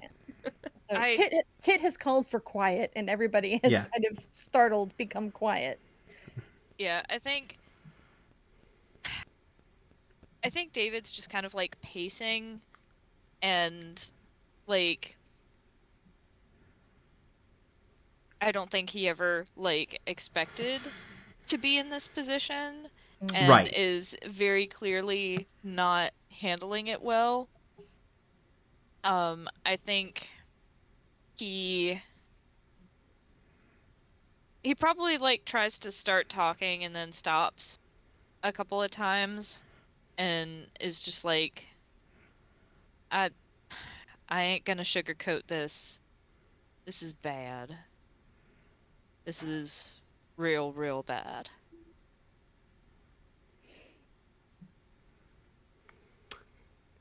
John in the back, like, could you sugarcoat it like a little? Like, just tiny bit. All right, I'll sugarcoat it for you. At least Mm-hmm. you're alive. Oh, good. Thanks. Love it. We're all alive, and that's something. I think Kit starts giggling. Nathaniel next to Kit is just kind of trying not to crack a smile. Just because it's one of those situations where like it's so bad you have two choices and one is to cry and the other one is to laugh. Yeah. Mhm. Yeah. Laugh emoji so I don't cry emoji. Yeah. So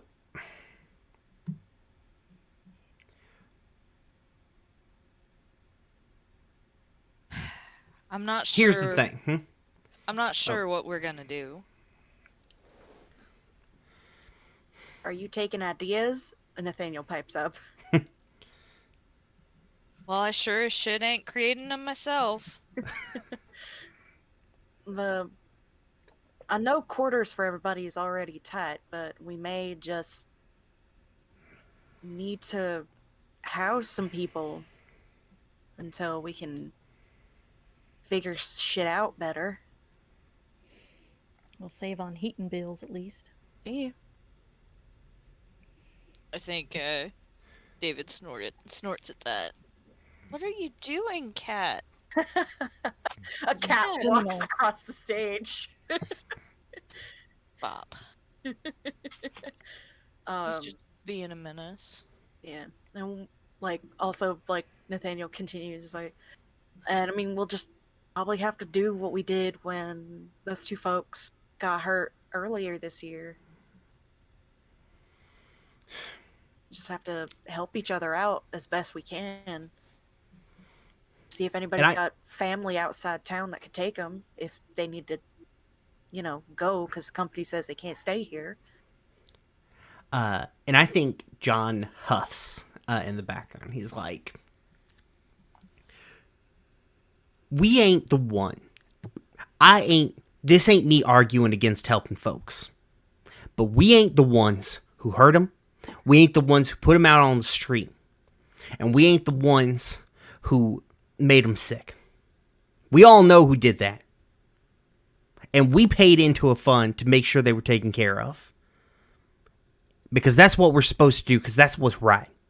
But what would be right, what would be just, is for the folks who caused this problem to pay for it. And they can, they just won't. So what if we looked at culture, looked at looked to stories from our past from which we can draw inspiration about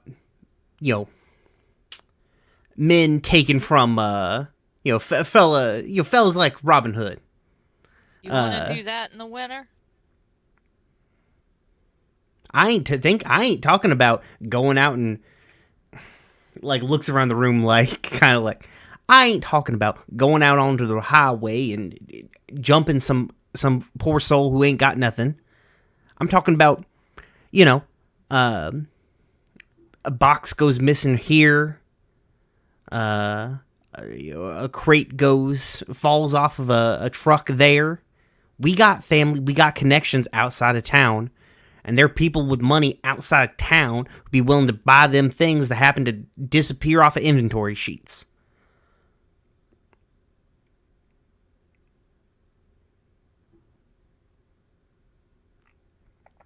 Nathaniel. It's not like these bastards can't take a hit. What was that, Izzy? I said Nathaniel looks at Kit. I'm not saying you're wrong about these bastards being able to take a hit, but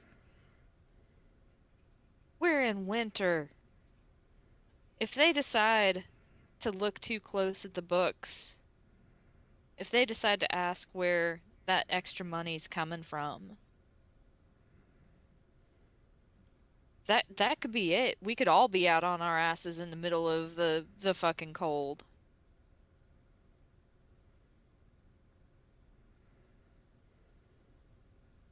We gotta be practical.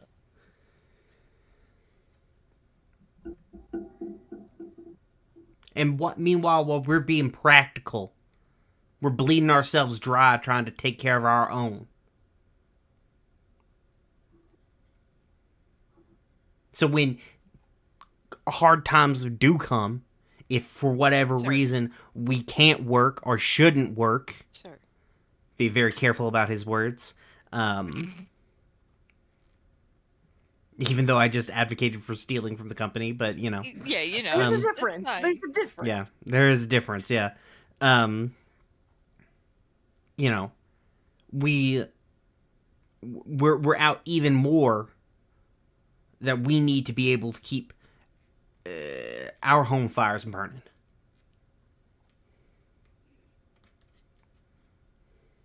I think. No, you go. Sorry. I think Kit pulls a sheet of paper towards themselves, and they start printing on the paper. And they point at Nathaniel first because they know that Nathaniel will answer. He blinks. Nathaniel, can you and your mama take in the greens? Yeah, I think we can. We got Excellent. some space. And they write down like the name, and then they look at David. They're ignoring what John has said. Good. I'm glad I gave an impassioned speech. Yep. Good speech.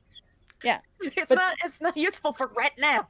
No, it's fair. They're very carefully ignoring it, and just taking down like names of like who will help whom.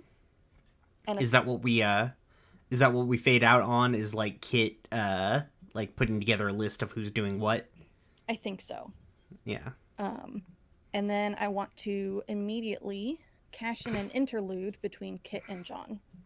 Okay, sick. And it's immediately after this meeting. And Kit pulls John aside. Gosh, Kit, why does Mom let you have so many interludes? Because they're my character. But really all this interlude is Kit is carefully like folding up the paper that they wrote everything down on and sticking it in their pocket. And they grab John's arm before he can leave as everyone else is filing out. And once everybody else is out of earshot, they kind of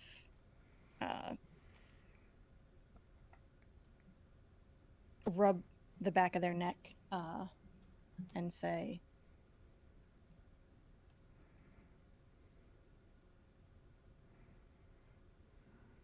I'm on inventory duty next week. I think John gives like sort of like a solemn nod. And they kind of like straighten up, roll their shoulders back, and say, I'll let you know what I find. Sounds good. And that's it. That's all I got. Okay. Honest to God, I thought somebody during the like actual scene was gonna be like, we should just go hunt the motherfucker down. Yeah, take back the money. Yeah. Some people might still go do that. I ain't ruling that out as a solution. It's, you know, hard. Man is the deadliest prey. You know how they. What were you saying, August? Yeah, I was thinking about it, but it's just like, no, we're not going to go that route.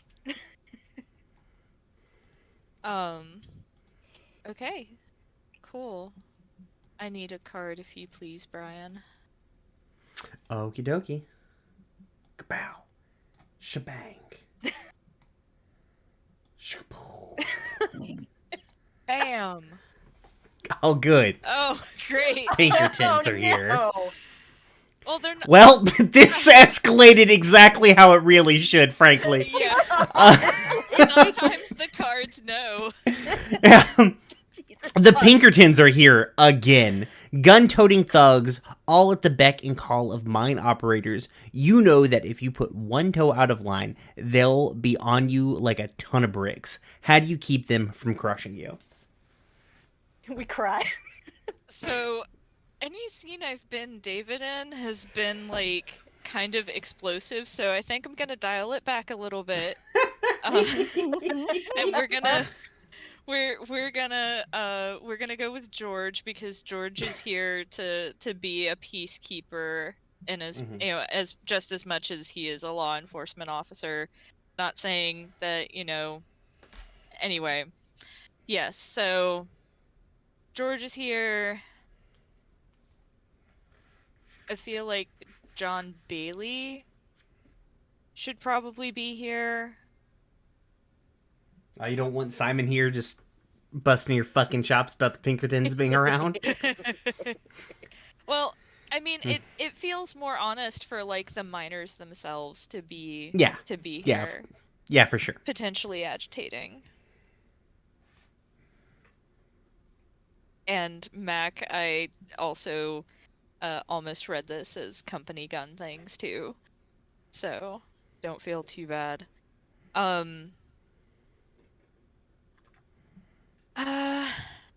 Who else? Do either Kit or Nathaniel want to be here too? It's okay if the answer is no. It's okay if this is just a John and George scene. What is the scene setting again? I didn't pick a setting. My brain is like slowly we're- turning off.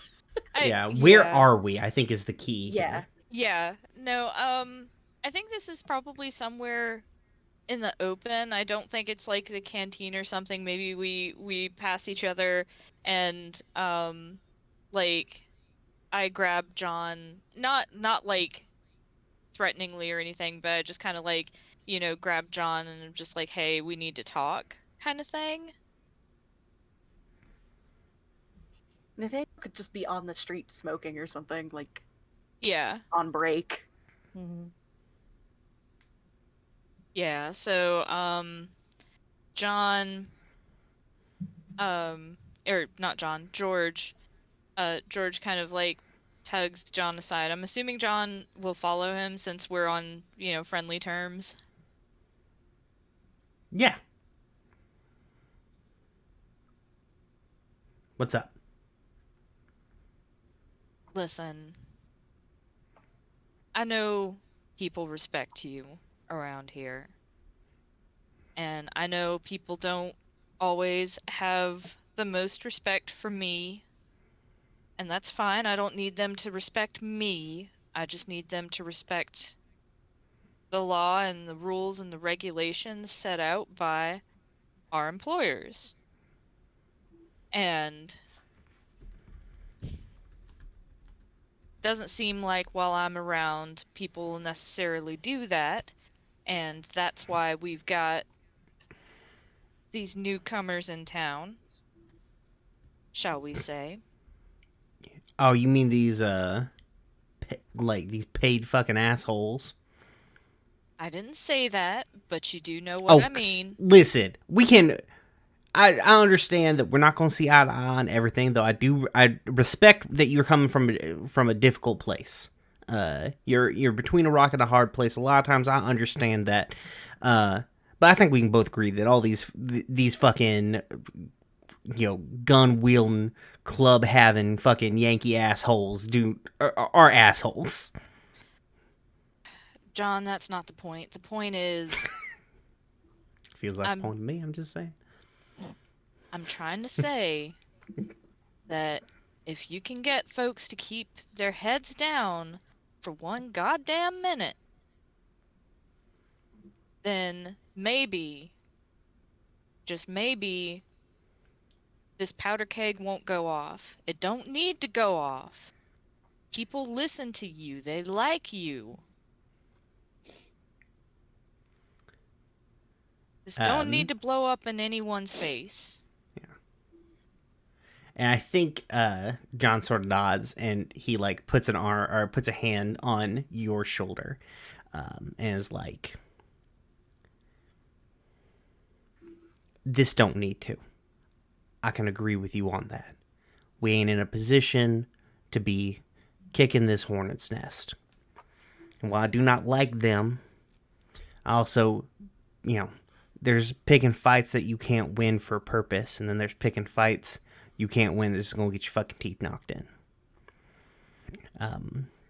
You don't need to be talking to me about which fights you want to pick and which fights you don't. I think, that's I don't need to hear anything about that. I just need to hear you say that you'll help keep the peace, because I don't want anybody getting hurt. Well, all I'm saying, yes, I'm going to help you. But all I'm saying is, and listen, I know that you ain't as black and white as you like to project and like a lot of people like to think that you is. I get that you have where you stand from a moral standpoint, but I also understand that you're more than flexible when right and the law ain't necessarily aligned. I've seen it, but if you want the people to listen to you, so you don't have to do your job through an intermediary, then you need to find your footing, and you need to find your voice. Because if you don't speak up, folks ain't gonna listen. I'll get the boys all riled down. We'll see if I'll talk to the store, see if we can't be short on whiskey for the week. And that'll probably keep a lot of fights down. I appreciate you. You do a lot for this town and for these people, and I'm sure they appreciate you too. Just, think about what I said. I don't think I'd say anything in response, and I think that's the end of the scene. Fair enough. Sick. It's me time. My turn. Brian's turn. Brian time. Influenza. Oh. See, I said that's why I said this was. You're right. Yeah. You're right. Yeah. Yep, you're right. Though I mean, if we're talking about, could be worse, I guess. Yeah. As far as. Though I guess it is 1920, so yeah, could be much better. Can we X this one? I don't feel like this one. I'm not feeling it. Boop. That's fair. Okay. Boop. Big on. Mass eviction. Yeah, this is a good escalation from what we were just fucking doing. Just not. God damn it. A family was brutally evicted from their home this morning. More evictions quickly followed, with no explanation given by the company. Where will they go? How will they survive without a home? I'm gonna be Simon because I've been John a lot. Yeah. And I'm gonna actually be Simon and not some weird mayor.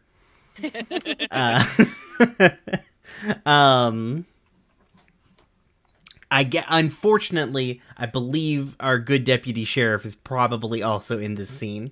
Yeah, almost certainly. Mm-hmm. Does anybody else wish to be here? Sarah's probably here. Okay. I'm gonna say Nathaniel's here.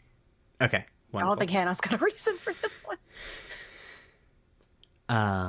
Okay. Sick. Love it. Sick nasty.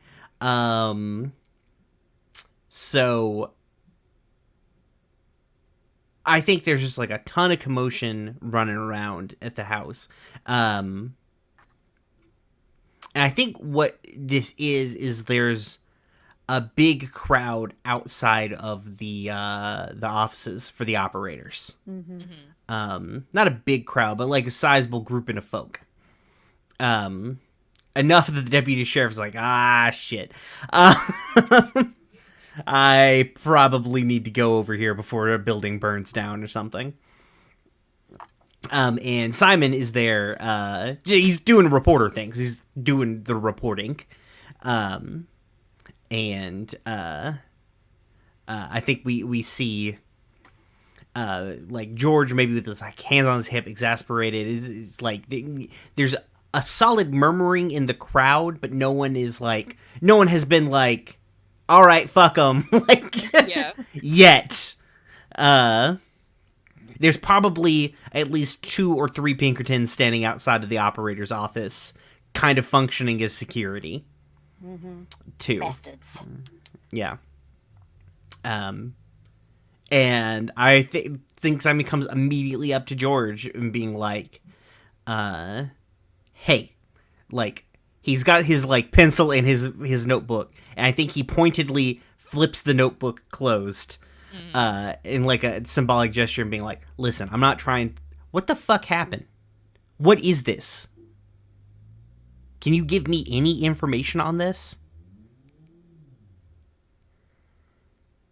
Mr. Perry, I am just trying to keep the peace. I do not have any sort of comment for No, your... I'm not... Listen, George, I'm not trying to take a comment. I'm not trying to report. I'm just trying to figure out what the fuck is going on. I don't have to put your name attached to anything, but this is a story, and I'm missing crucial pieces of it.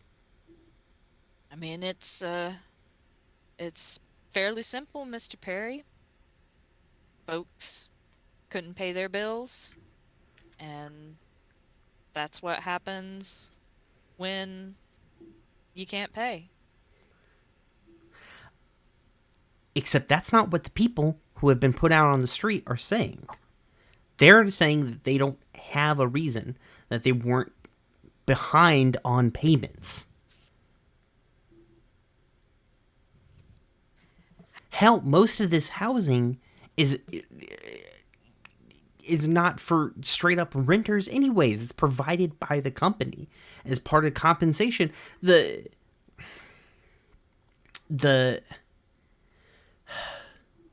I'm just trying to figure out why these people woke up this morning and lost their homes after they worked hard. And I'm not saying it, I understand that I'm heated and I'm coming at you, but I'm heated for these people. And it's not your fault. I know you don't sign a lease agreement. You're not the landlord. But you know more than anyone else. I just need some answers. They, and he kind of like gestures out at the people, they need some answers.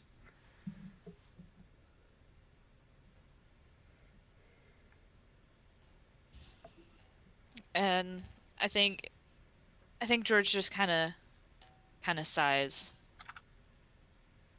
and says, "Off the record."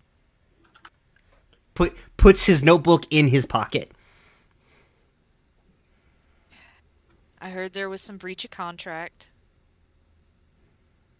And again, if you aren't following the rules, if you aren't paying what's due to your creditors, and if you aren't doing what you're supposed to be doing, There are consequences.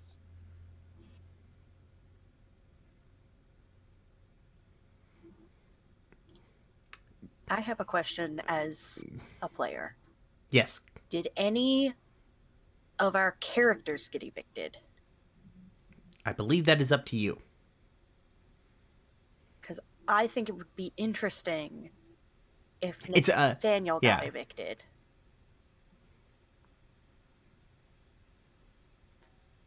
Okay. Like, just as a thing. Which is probably why he's here, because he and his mama got evicted. Mm-hmm. Jesus. And he comes up to Simon and George like, the fuck is going on? Do y'all know anything? Like, he doesn't look angry. He looks like Devastated. he looks like he's trying not to look like that. Mm-hmm. Like he's trying to be the strong person in this because, you know, it's him and his mama. Yeah. And I think Simon, true to his word, sort of like glances at George and then back and is like,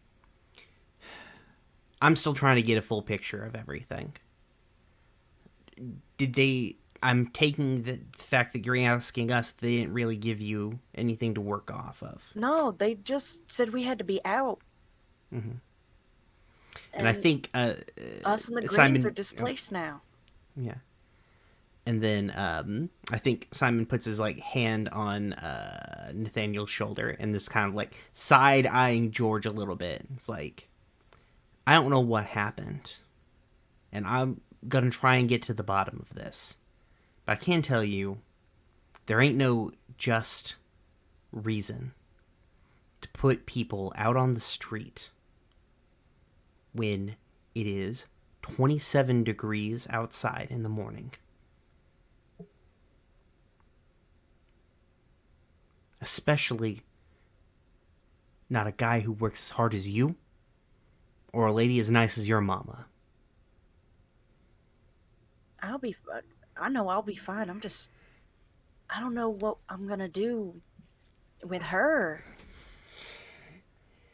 We ain't got nobody outside of town. It's just us. Why couldn't we get Christmas? Christmas is one of these cards. Oh boy. That'd be Yeah. nice. No, I think I burned Christmas. Oh, rip. Wow. Yeah, I did, yeah. No Christmas for us. This is a sad game, damn.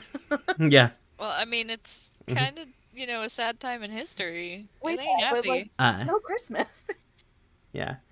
I think Simon, at least at this point, is like, I tell you what, in the meantime, till we figure out a solution to this, he says, looking at George, you and your mama, I got more than enough room. It's just me in my place. I got more than enough room. Y'all come and stay with me. I'm mighty appreciative. It's too cold for her. It's far too cold for her. At the very least, I can make room for your mama. Yeah. If you can do that, I can find somewhere to go, and I'll make sure to come by. Yeah, of course, of course. I can't speak for her, but you'll eat good. I appreciate that. I mean, don't think nothing of it. And he basically looking dead at George when he says this. This town is supposed to take care of each other, right? Yeah. We take care of each other. This game has become the guilt trip of George. It really has. Imagine if we hadn't drawn a cop. Yeah. Oh my goodness. You know what? It's fine. I'm sorry, Thank you August. so much, August. You're doing so well with this. Oh, I mean, the implication was that they were getting rid of union agitators, so... Yeah. Yeah. Whew. Oh boy.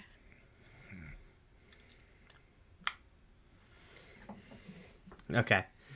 Alrighty. I believe it's back around. That's 1, 2, 3, 4. Yeah, it's back around to Izzy. Oh no. This will be our last Kizard. Cold snap. Winters have never been the easiest in West Virginia, but this one is especially tough. It's freezing, and your small heaters can barely keep up with the cold winds. But God forbid you be allowed to use the coal you mine to keep your family warm. How will you survive? All right.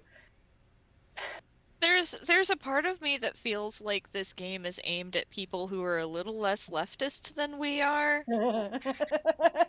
Yeah, I feel like it's meant to like make you Teach think something? about Yeah. it very definitely meant to make you think about like the difficult choices that that people who fought for labor rights have done in the past, and the things that they had to think about and stuff like that. But By this game, we send it all to our less left friends to bring them closer to us. yeah, man, It's a good fucking game. it's a good game. It is a very good game. I think this is Nathaniel again. Mhm. Hannah holed up at home, freezing her ass off, like, oh god. Nathaniel is gonna get people together to, like, get wood. Because Yeah. if they can't do much else, they can at least make charcoal. Yeah. And it doesn't work as well as coal, and it doesn't work as well as their heaters, but it is more than just their heaters, and they can put it in like fire stoves and stuff like that. Mm-hmm. So he gets like the other miners and whoever, like any kids, like the older kids who want to come help. Mm-hmm. And see, that's what the mayor was saying. You get them kids out, they're gonna learn Oh my God. some. Jesus Christ, Brian. go beat up this mayor. Y'all thought the old mayor, now he was Like a company plant. Kids shouldn't be doing this. Yeah, they just get firewood. If anybody wants to talk to Nathaniel while this is happening, because Nathaniel's probably staying with somebody or is like hopping between homes, Mm-hmm. couch surfing basically, while his mom is staying with Simon. Yep. Offering to like I can fix that.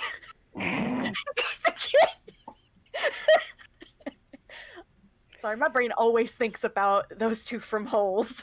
Listen, Constantly. it lives in my head rent free. It's- I think Ugh. Kit comes up to Nathaniel while they're chopping wood, and says, "So you're staying at our house tonight, yeah?" that is still all right then, yeah. Absolutely. Just wanted to make sure everyone was on the same page. Yep. Hopefully our appeal with the company can get us our house back, but I don't see that happening until at least end of spring. Yeah. If they even bother to fucking look at it. Yeah. But Mama's fine. She's still with Simon, thank God. Simon's a good egg. He's proven himself to be better than I thought he was.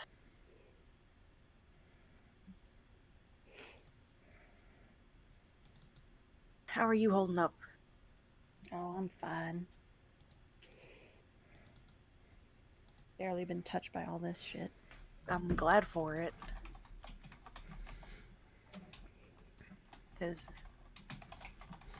y'all don't deserve to have any. None of us deserve to have any of this coming down on us, but y'all, especially you and Hannah, do so much. Throwing Hannah's name in there, like, gotta make sure I'm not just complimenting this.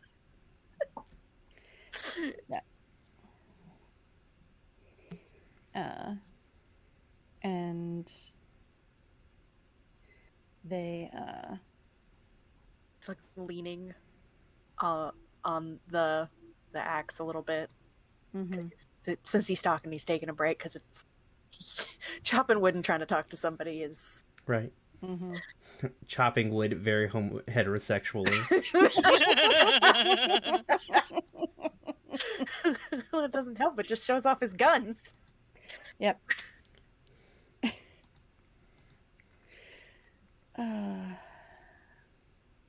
And I don't think they have much to say here. August. Yeah. I've been very straight on the rail. Oh my god. I think Nathaniel is gonna because I want this. I want to do this. This is probably the last scene. We got Yeah, no like. yeah. Nathaniel's like, as he's like picking the axe back up, says, "If there's anything you need me to do around y'all's place, you got anything needs fixing, just let me know." You insulting my handyman skills, Nathaniel Freeman. I am doing no such thing. I'm just taller than you. I know I can reach the roof better than you can. And he like grins. Kit, I am See, Kit that's putting why a I'm folder- marrying Anya. What'd you say, Danielle? He said, I am perfectly average height, thank you. And I am still taller than you.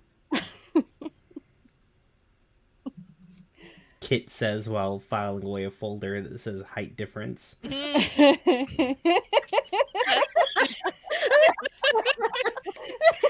Here all night, kids. Jesus Christ. And I think the next comment is just Nathaniel like rolls his sleeve up for a second, like pushes his sleeve up and like flexes his arms, like, plus you know you want to see this. Grins and God. winks. Kit turns around because they're laughing so hard. Like, pushes his sleeve back down. It's fucking cold. Holy shit! Why are you doing that, boy? He's showing off. Oh my goodness. Oh, these poor miners. Yeah. Yeah. I would like to. Yeah, I guess. I would like to play my interlude card when you're done. Yeah, that's it. Yeah. That's scene. Go for it. Okay. I do feel like David and Simon should probably have a scene together at this point. Yes. I don't know where the scene is, but it's probably not long after the evictions. Mhm. Like possibly kind of concurrently to Nathaniel and Kit flirting. Okay. And I think I think a lot of it, maybe it's at David's place. And Jesus. when Sorry, Simon everybody who just got blasted by a link I accidentally opened.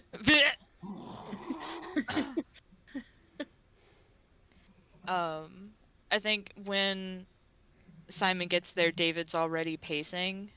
Mm-hmm. And trying to think how he words this. I don't know what we're gonna do, Simon. There's people out there who are gonna die, but there's people who are gonna die if we try to change things, and I just don't know what we're gonna do. I mean, first off, you need to. Yeah, I'm sorry, Amber. Is incredibly loud.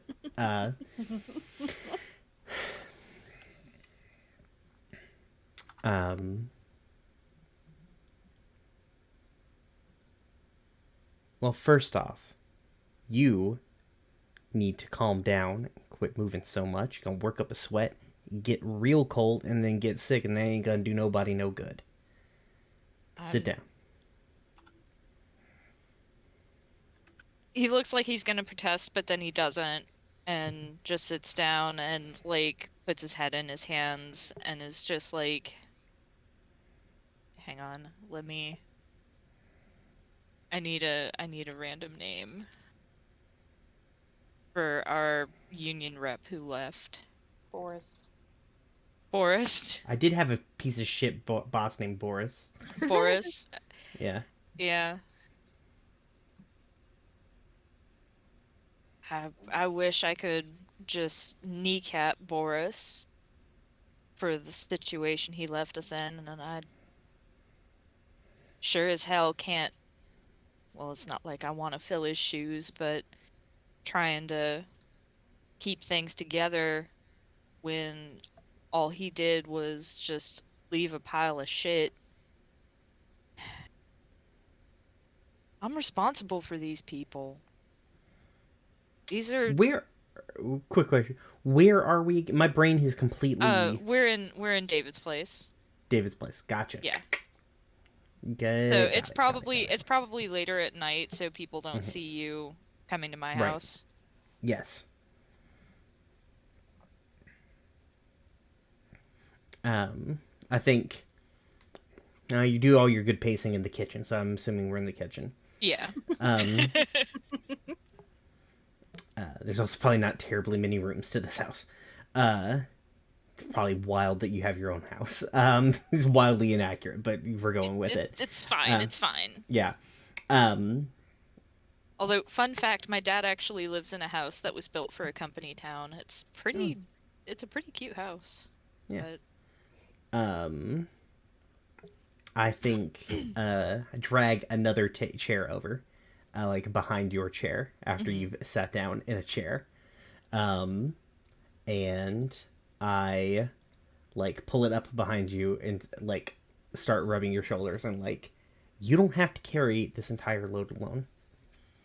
You got more than enough fiery young fellows in that union who can help you carry this.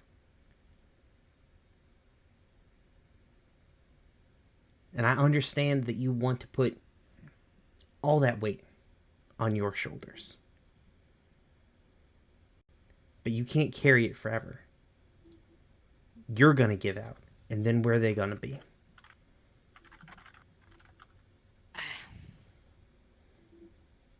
We're getting to the... Amber, calm down. Amber.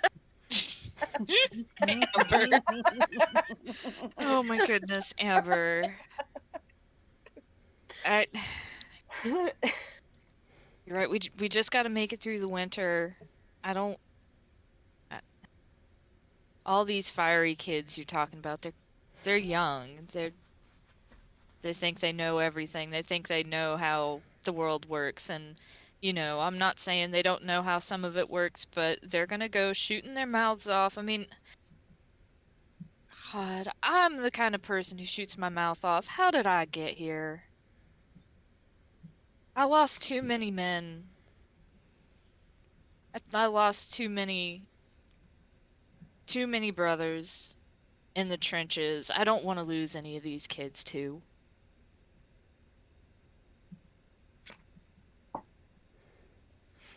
Jesus Christ. I'm just gonna minimize this window. I can't do it. It's fine. I just keep seeing Amber is, so I just minimize chat. It's for the best. It's, yeah.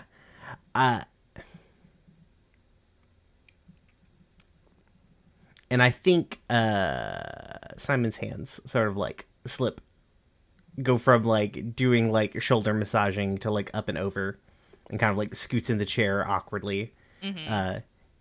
It's a cute visual gesture, but physically it's incredibly awkward to do. It's that awkward like hug from behind kind of thing. Yeah, but through a chair. Yeah. And he's like, you aren't gonna lose them. But they do need a bit of guidance. They got the fire, but what they need is direction. So you don't have to handle every task by yourself. You have to set that energy on a path. These guys are steam engines, and you can be the track. And, like, he kind of looks up and glances back at you and is, got kind of wry expression on his face and is just like, what, you saying I should just let them run all over me? I mean, it worked for me.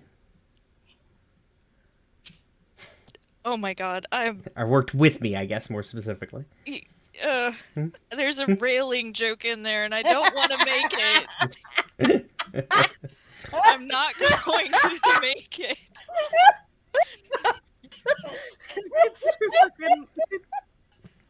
Listen, all I'm saying is that you can set these boys straight. Or at least as straight as you could set them. Is that better? Does that help you? Brian, you know what you're doing. Yes, of course I do. Did you kill it? You killed it. I know I'm killing it. Sorry, Killing it every day. Little bit murdered his toy and brought it to me, and so he required acknowledgement. Killed me is what you did. And I think I'll think about what you said. Now, I guess kissing you on the cheek, he's like, so how about some relaxing then?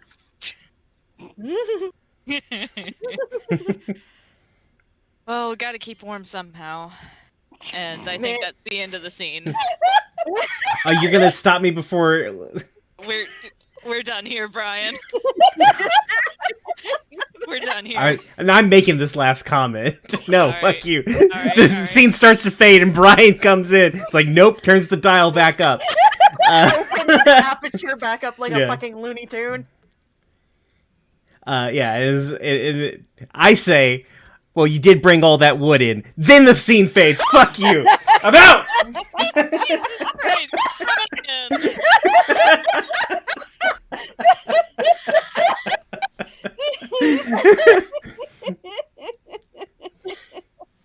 Oh my god. Okay. We are 3 minutes away from 10 o'clock. Yeah, let's not start another season. There's no reason to. Yeah. I'm back in the chat. Fuck me. This is an extremely good game. Yeah. It's very good. You should, when this game goes live, you should go buy this game. It is definitely, like, I think the thing is, it's definitely geared to people who aren't used to, not necessarily contemplating, like, the struggles of laborers, but people who are not used to contemplating, like, the material struggles of, like, people who do manual labor in these sorts of things. Like, coal miners are, like, a stark example, a great example of it, because we're so fucked over so fucking hard. And it was well before corporate America learned the language of being able to like turn all their employees into families. Mm-hmm. Half of the price of coal, but for Amazon workers. Oh my god! Right? Yeah, God, I'll get to it. Don't you worry. Yeah. Especially with the fucking Amazon company towns they're making. Yeah. Uh-huh. Tell me a fucking about it. Who is making this? Tell them, people. Yeah. Well, listen, my city. They're proposed the third Amazon building in Blount County. But